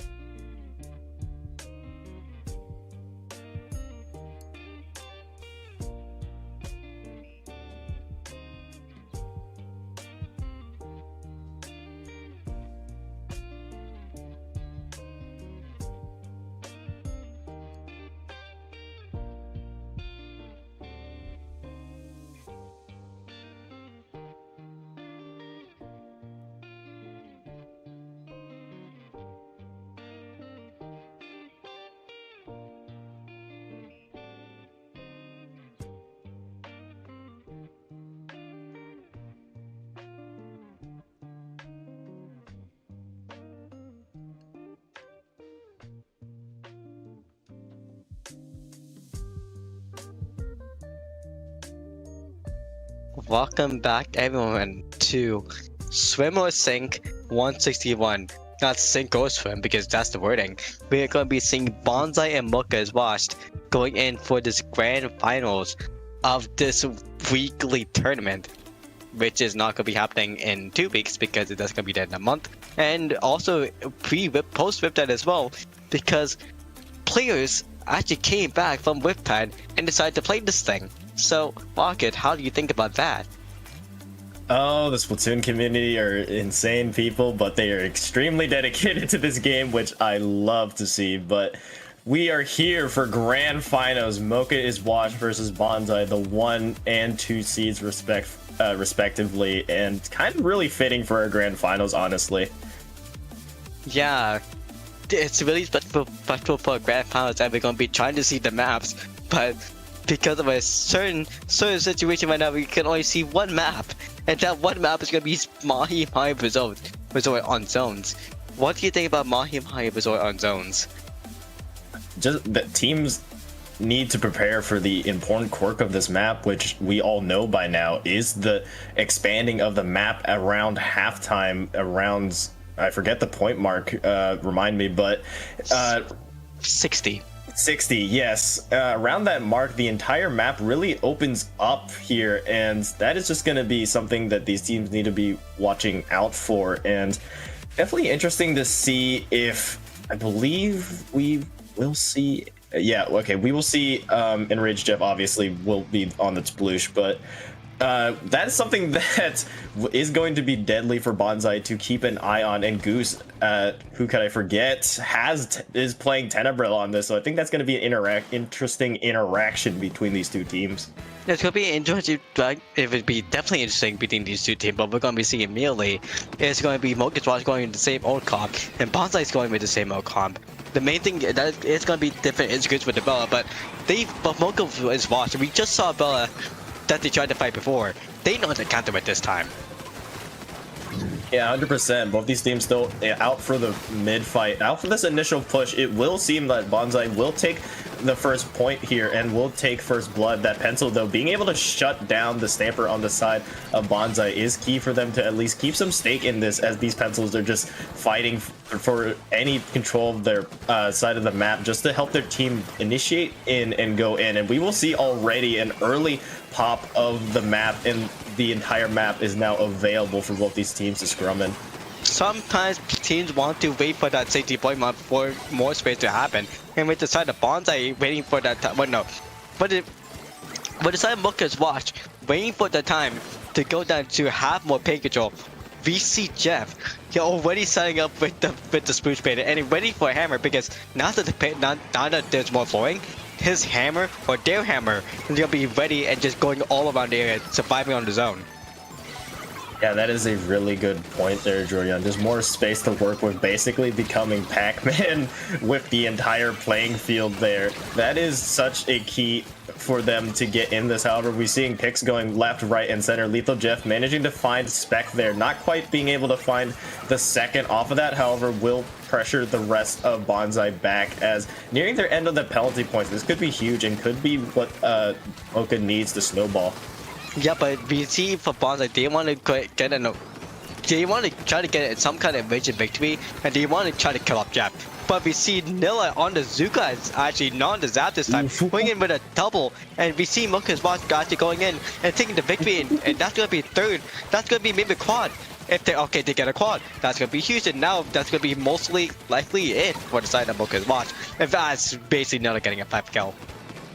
Yeah, getting 5. They were the only player alive during that entire team fight, managing to wipe out all members of Bonsai and get another as icing on the cake. However, behind them, it was just too much to handle, as Bonsai will temporarily be able to take the zone back for the time being. However, both teams are just still contesting over it heavy, as the Zuka goes out on the side of Bonsai, however, quickly shut down. The triple ink strike there as well, however, quickly painted over by members of Mocha. Great defense on the side of Mocha we are seeing here, Jordan, as the Zuka is ready as well to potentially lead this to being the last final punch that they need in.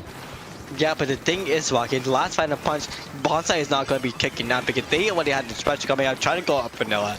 but the rest of the pain as well from bonsai trying their best to do anything. But it's gonna be 2 down on the side of bonsai as well. So for Mocha, but Jeff actually immediately going for the kill on Hornet and maybe trying to go with someone else that actually was already killed before.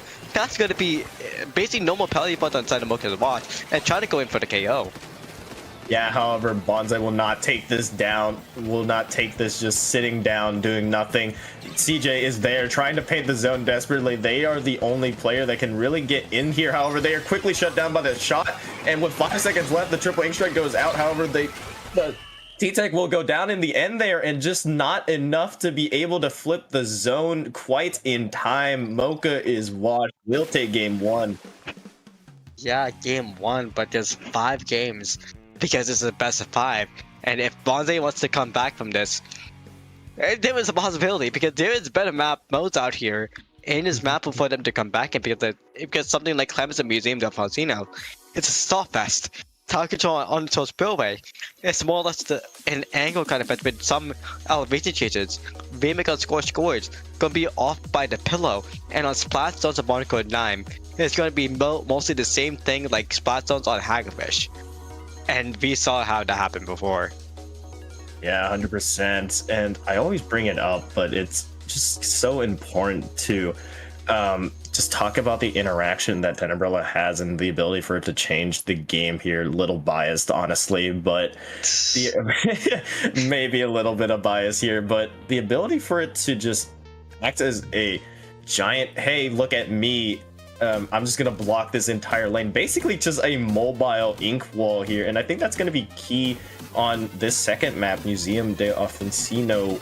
Weird pronunciation for some people, but that's how I pronounce it. But being able to use that to lead into pushes as well is just what Bonsai needs. But looking at the other side, similarly, Enraged Jeff is the one that will usually be the one to be creating space with their stamp. So the main thing that we need to see from Mocha's Bosch, the killer needs to be killed, and that's gonna be Jeff. They need to get them killed off Vanilla to get killed off, and then they're gonna be surviving. Other than Hawashi, who's a sniper, obviously. So they need to kill them off too. But how would you kill them off? CJ, training them off with a sniper as well, or get spec in because they have the zip cats on the stamper, so they could just do that all over and over again. But the main thing is for Bonsai as well, Goose on the Bella is going to be a huge difference as well if they want to keep that, because we saw them go to a different weapon as well. So who knows what they'll play. Yeah, and you also mentioned a good point that I didn't really think about much. It's the backline is also going to be a key to watch out, as we are going to see a pencil on pencil duel throughout this entire match, and it's just going to be a matter of who is able to get their team in, who is able to get up their coolers the longest, and who is able to stay alive and stabilize their team. We see here already Mocha taking first blood onto the stamper, another pick from the side of Mocha, taking down Goose there, and off of the back of that, look at the amount of clams already that Mocha has, Joryan. Again, the RNG clam from Mocha is going to be huge. I've seen the first ball getting in play, and maybe a second ball coming in soon, because in a couple of seconds, like we saw from Yo up AK Nilla, just passing clams on respawn. That's the time for them to go in and actually go in for possibly a one cycle if they want to, but no, they miss all the clams, and that's going to be a little bit of a stall fest if they want to go in for more points, as Mocha trying their best to do anything, just to do anything to play on the base and do defense. Yeah, an opportunity for Mocha to really benefit off of that pop. However, not much to be had. However, we do see already 2 balls are made for this following up push. We see Lethal Jeff with the cooler on hand as well, and the stamp on hand. Get ready for a huge aggress here, and the ball will manage to go in. No stamp to be popped, however, it will be saved because of the cooler, and we need to be follow-up on this, though. There is not much follow-up to be had, as Mocha are just pushed back by members of Bonsai. Despite being in a desperate situation, Bonsai are still holding, at least temporarily, but the clams just keep coming and coming for Mocha. The playing strategy and the playing safe. That's what we need to see from Bonsai to do anything, because they want the Kraken to come in first, want to see the Stamper come in first as well with the Zipcaster. But because of Legion Jeff's hammer, who actually gets blocked up a little bit because of the cooler inside of Bonsai, that's going to be a little bit more to kill off the cut, to kill off the fire that Mocha is watched having, get them a little bit into the base, and maybe go into mid as well. I've seen the clam total go as high as 27 for Mocha, but there goes one ball thanks to Goose's crack and being able to take down Lethal Jeff there. And we are... Oh my goodness, they were able to get behind. Mocha is able to at least stall out and continue their aggression for the time being. We are looking at a mode where just Bonsai has been playing pure defense and Mocha has been just doing as they please. However, with the amount of clams they have had, Bonsai has defended fairly well. Yeah, they defended very well, but the thing is they need to have aggression. They need to flip that switch, and that way to flip the switch is Mocha's bot needs to be killed. But again, every single time possible, they just get doubled up, and at one time sneak like from Nilla, they just need to find a way to kill them all. But literally, as you see right now, with 1-9, that's gonna be Goose kind of getting killed off by the CRB. But the Zuka actually killing off as well. That's gonna be Hornet killing off Nilla. That's gonna be time to push up. But Jeff, the last person that's going to be the Slayer on the side of Mocha's watch, they need to get killed off and they need a clam score in. Because that score clam is 15 right now, and that's going to be going down to 74. This is the 70. I'm on 70. So that should be a good enough starting point in 2 minutes.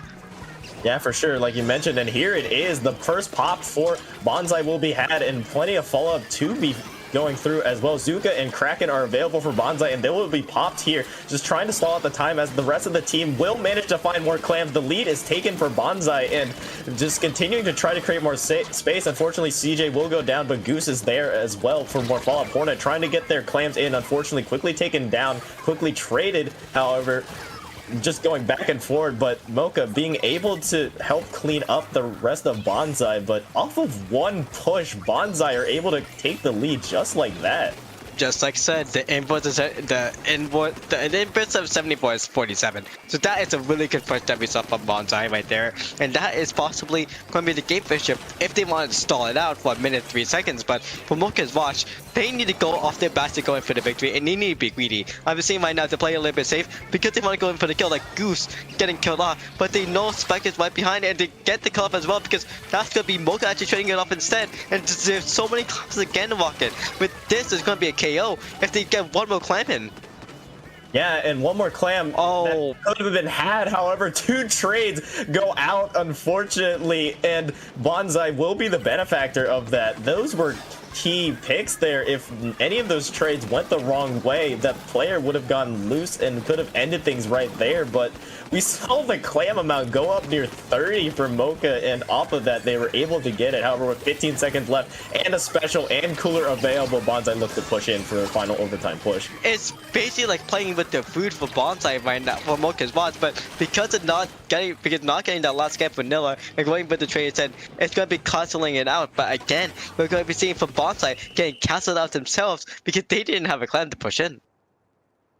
Just absolute, unfortunately, Bonsai were unable to really defend as well as they did on the beginning of the match, because we saw, like we mentioned, they were near, Mocha was able to get it down to 57, but wasn't able to get much more because they were able to quickly clean up on the amount of clams they had, nearing the 27 mark, which is really high. But unfortunately, on that second effort from Mocha, they were able to finally push in and almost get a knockout on that, but it was enough to take the map. And now we're looking at game 3 tower control on Undertow Spillway.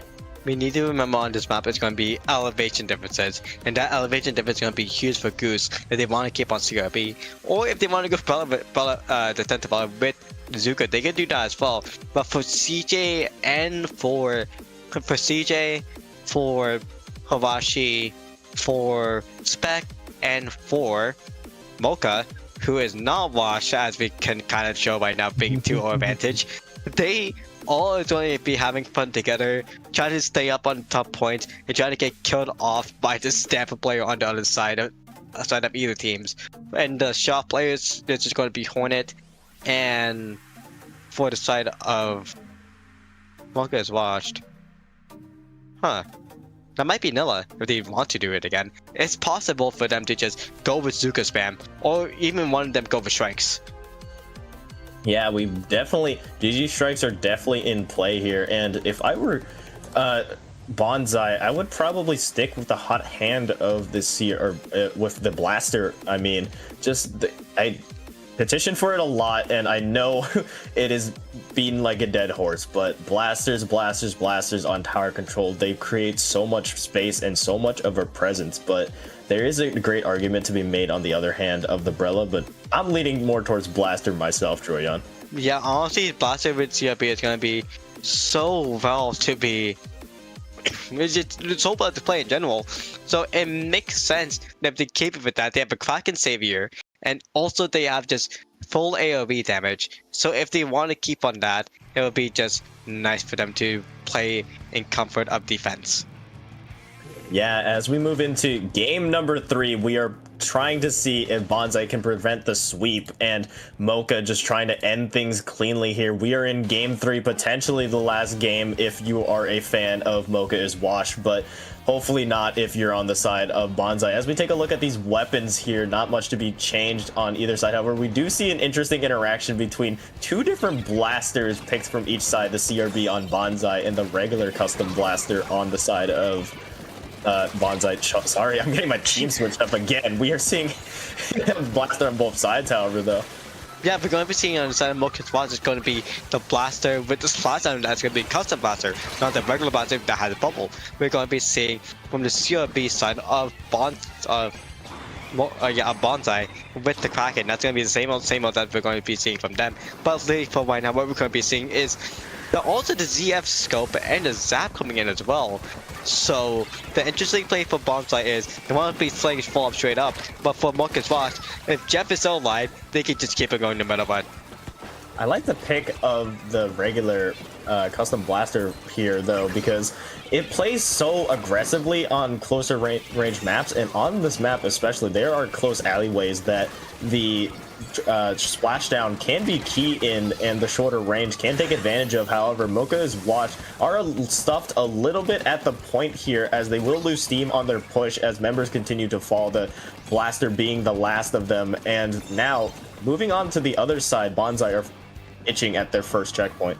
Yeah, and funny enough, if Mocha actually stayed behind, going with the checkpoint with the team, they would have actually secured the second checkpoint. But because of Mocha was trying to go up ahead and go up and try to kill off on CJ, they didn't kill the kill off, and that was basically the kill off on the final check on the first checkpoint. I mean, but at the same time too, it was a good kind of defensive method, because we see BC Bonsai backed up in the mid and trying their best spots to do anything, with the blaster trying to do something as well, the Spec trying to go for Jeff, and Jeff is like getting the kill off. They're most likely not going to get the first checkpoint either.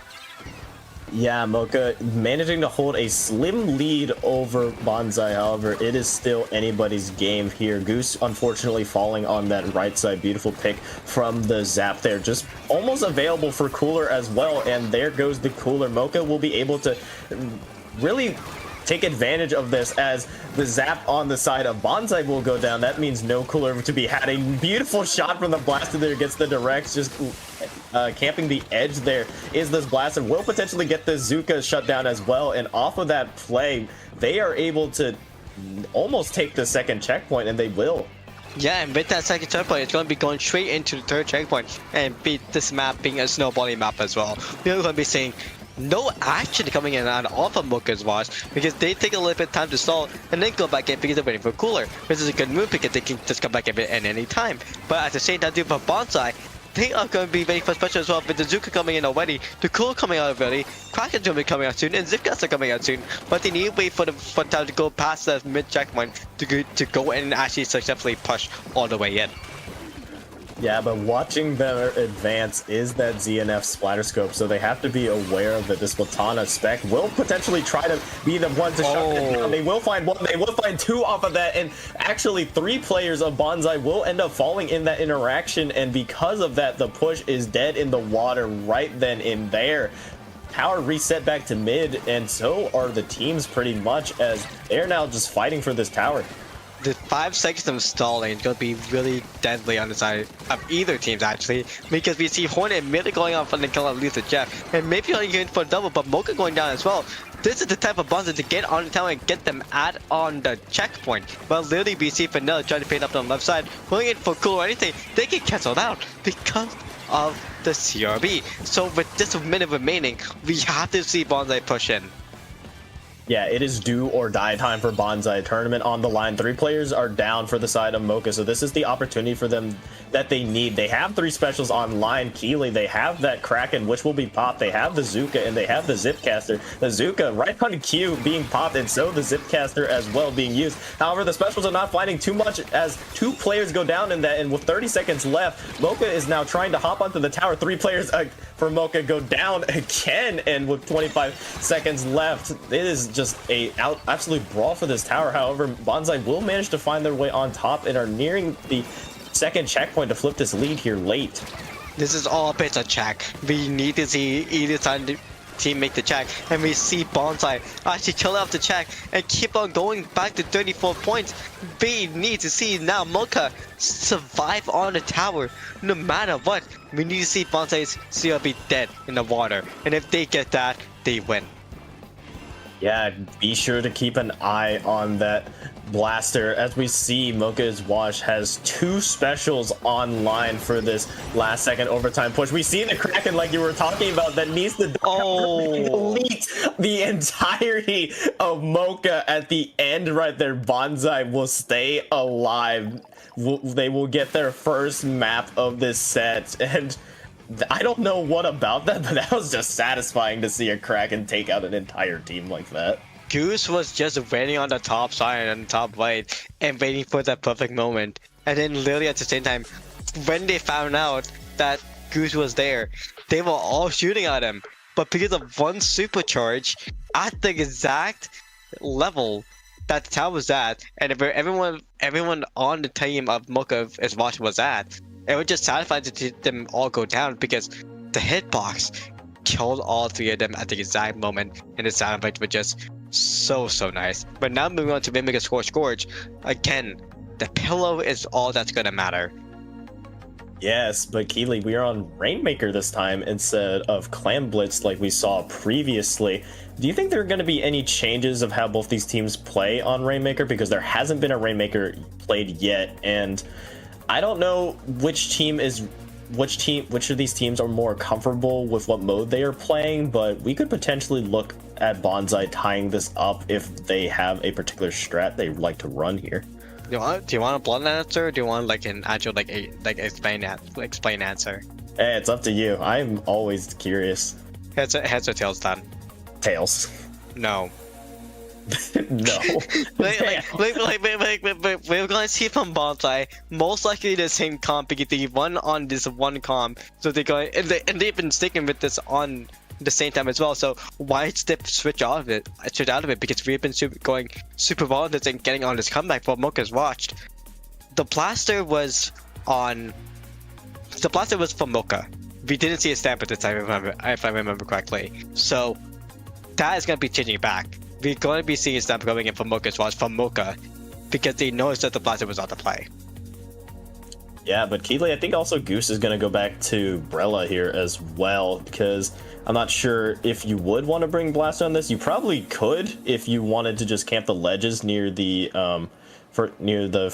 push of the first checkpoint, but honestly, I think the Brella here would be the play, as we saw the ability of it, and although it didn't work out for their, because obviously when they pulled out the Brella they lost, I wouldn't stray away from it at all.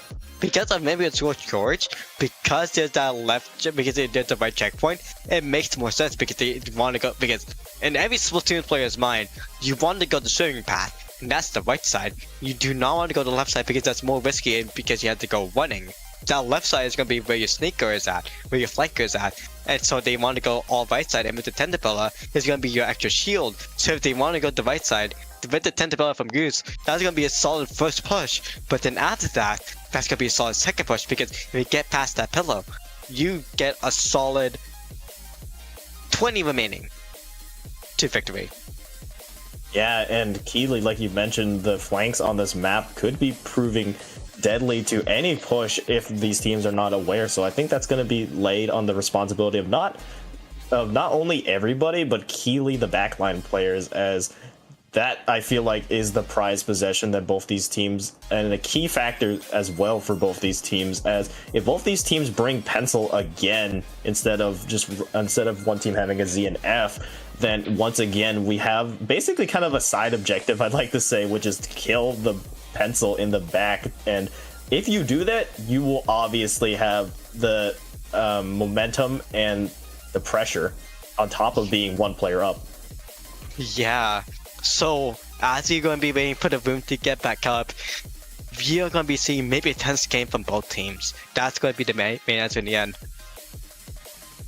Yeah, for sure. And if necessary, we could look at a game 5 as well on Barnacle and Dime, which I feel like I see more often than not, usually at the end of intense sets like this one. But any like little speculation, if we were to see a game 5, what would really change, if anything at all? Yeah. Wait. You said what would change this going to game 5? If it were to go to a game 5, you'd probably be. I could probably guess your answer, which would be not much would be changed at all. But honestly, I'm just trying to poke at it to see if maybe you could hypothetically think of something. But honestly, we probably know what we expect here. We actually see Miner being used now with the bucket. I don't believe they have been a player in this set at all, but interestingly now Mocha has a different player and now a different dimension to worry about. Mocha is really lost that Mocha need to leave the set. That's the answer right there, Rocket. As we're going to be seeing immediately right now for the first pop, it's going to be going to Bonsai. But if we see from the hammer for Jeff, they're going to be one down. That's going to be because of Spec. And Goods are going to be going in a double as well. Yeah, off of that, quickly shutting down, and oh my goodness, another quick direct there onto the shot. However, the shot will maintain their Zuka in their pocket, and Keely, the Zuka, and the sloshing machine have not sloshing machine. Sploosh. The sploosh will have the hammer. There is no machine here. There is no machine here. I am actually losing it, but Miner will have have their triple ink strike available for this push, and off of the momentum of having the cooler and the triple ink strike, they could potentially lead to this first checkpoint pop. However, the Zuka on the other side just to delay it a little bit. However, no delay will be had as Hirashi will smash it down and cap the first checkpoint. Yeah, but no checkpoint pass at all. Them actually getting the checkpoint is going to be huge. And again, that pillow is right there. If they get all the way, that's going to be solid 20 points remaining. But again, they're playing super defensive, waiting for the fights to come in. As we're going to be seeing that's going to be good on the Kraken. Not able to do anything, and not going in for the respawn and falling off the map. But Washi just dancing around them, trying to go for the kill, but no. Them actually get a trade-off. It's going to be huge for the side of Bonsai, because this is the time for a Miner. It's going to be in the slosher, still staying alive, trying to go for anyone to try to sneak for, but also trying to go for CJ, because they have the pencil. They do not want to go from their side as well. Yeah, 3 minutes left. 3 minutes left in this match. Still leaning pretty heavy on the side of Mocha, as Bonsai have been unable to really put a stop to this. And Keely, remember, if Bonsai makes any more mistakes, if they lose this match, they will lose this grand finals. So no more mistakes can be had. They need to play almost perfectly here if they have any chance of shutting it down. Lethal Jeff will manage to find a good kill onto Goose, which could open things up a little bit. However, a pick going the other way. The Zuka quickly shut down as well, and they will quickly shut down that push. Bonsai seem to be listening to what I've been saying, what I just said, and quickly shut down that push. Yeah, but the thing is though, where's the Waymaker? Because the Waymaker is not going to be on Bonsai's side at all. It's on side Mocha's boss. Still stuck at that checkpoint. Why is it stuck there? Fixed because no one picked it up. They need to wait. They need to push it up and get to the lead. They were just playing so slow, and they need to play patient. And that's what Mocha's boss wanted them to do. Yeah, Bonsai, I guess, were looking to just reset it, and they're perfectly content on doing so. However, they do pay the price of that, which is shown right here, which is, look at all that blue in mid there. Mocha, they are in a great position to push in off of that, and Goose just trying to farm Kraken, trying to be the person to open up things for Bonsai here, making all the Mocha players run away in fear of the giant Kraken. However, Bonsai will lose their shot in the background as well. Goose will find a nice shot right there with the blaster, trying to find another one and trying to be the one to lead CJ to victory. However, a perfectly placed bomb will deny the Rainmaker pop on the checkpoint. And with that perfectly nice score to have 69 to 62 remaining, we're going to be seeing Bonsai going in and getting that checkpoint as well. One squid jump, one squid roll even on the side of Bonsai to get that Rainmaker and go all the way into the base. That's going to be the lead.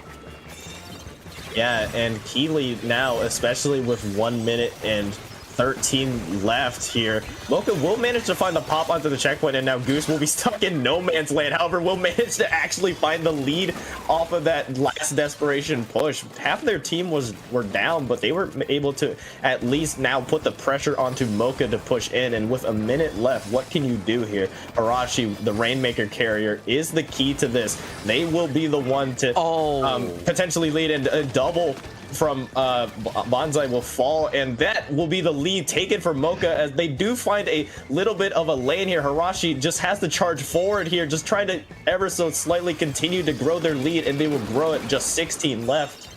Okay, if this game is going to go to KO, it's going to be happening right now, but no, it's going to be stopping because at 2 points, because of Spec, because of Hornet, because of CJ, just pinching out the tower as much as possible. But what happened to make that 2 points happen was because of Miner going in for a double, Azuka coming in as well on the side of Mocha's boss going in and actually saving the game right there. But with Bonsai's last one, with 10 seconds remaining, we have to see them go in from the right side, go in with the Kraken as well, kill off all of Mocha's boss, and do end the chance to go up to the ramp and succeed in victory and going for the KO, because that's the last opportunity right now.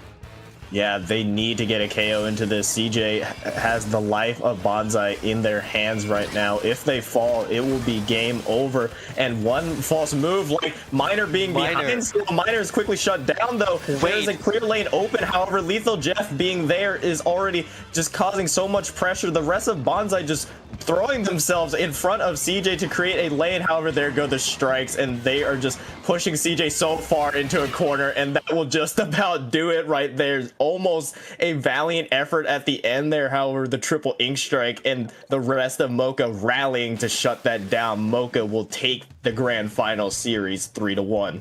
Hesitation killed the bird, and Bonsai has got the tree cut off the stump. Fine, Mocha is washed, and they win 3-1. Oh my god, I am just almost out of breath at that last second thing. It looked close at the it looked close near mid around that, when the point differential was just 1 point away, but the quick pushback from Mocha to push it down all the way to 2 was the last nail in the coffin for Mocha. And with that, Mocha is washed. Will win swim or sink 161. Remember, on Rainmaker, the Squidman method is always doable, and if you do that method, you actually could just get the lead right there, because if you have paint on there, and well, if you don't have paint on your side, but you know you have enough points to come back in, even if it's by like 10 points to 5 points, use that method and you can get the lead as much as possible, and all you need to do is defense, and that's the thing that they did. But unfortunately, because of right after getting doubled after double to getting wiped out, basically, we saw Mocha's Watch just going all the way in and taking the victory right under the noses in under 45 seconds. Yeah, and wrapping out swim or sink 161, Mocha will take the gold medal, Bonsai in second, and taking a look at the third place match, decreased Helios barely edging out Auntie in a 3-2 win, will take bronze in this. And with this tournament coming to its ends, we will have some housekeeping to do. Jorian, where can everyone find you watching at home? Well, one thing as well we have to know is in the terms of, well, okay, you go first. Let me check something. Okay. Well, the housekeeping is, where could you find me on the interwebs? Real quick, I am at rocket_splat on Twitter. You can also find me at RocketY on Discord, usually in every Discord, every major Discord. Feel free to send me a DM. We can talk anything Splatoon, anything else related. I'm always down to interact with the Splatoon community, always happy to. But enough about me. Droyan, if you are ready, where can the people find you, or whatever you have in store for us? So you can find me on Joanne51 on Twitter, streaming for other tournaments about like Dapper Productions, like Twin Junction this weekend. You mostly would want to sign up for that as well, and maybe for like maybe other streaming commentators up. I don't know. It's been stuff everywhere, mostly here or again Dapper Productions too. And also one thing to notice as well, which I want to check, if you look at Senu.Inc and then go into English Performance Lab and then click on badges and then click on Swimmer Sync, under the events leaderboard, Hawashi, because they're in the first place as well, is still up in that first place, getting 7 wins now. First place badges in Swimmer Sync, 2 second place, and 4 third places, getting 27 points in that kind of average as well. That's a really big difference from Kira, who has 17.2 in second place. Going over 10 points in that kind of leaderboard is insane. Definitely since it's new implemented as well. Yeah, truly just a show of dominance there. Just, I can't even put it into words. Just like the pure dominance. Yeah, but that's meaning for all you people who want to get a grind, and maybe for your top lane as well. If you want to get on that leaderboard, come play. It's every Wednesday, other than the last Wednesday of the month. So if you want to come in on that, just come in Swimmer Sync on Wednesdays, and just come in and go in for that victory. Yeah, for sure. But we are nearing the end of this. Thank you all for tuning into this. Also, thank you for the little char right near the end there. But to all you viewers at home, I hope you have a good afternoon, good evening, good nights, wherever you are, and we will see you in the next edition of Swimmer Sync or wherever you find competitive Splatoon. Remember to get tested if you came back from Riptide. Thanks Justin again for streaming, who just came back from Riptide as well 2 days ago. And also remember to check in for events and check the calendar on IPL. Low end coming I think next week as well. Join that if you're low level. And I think that's actually it. So we can get out of here, we can go to sleep, and see ya. Take care. Don't get COVID.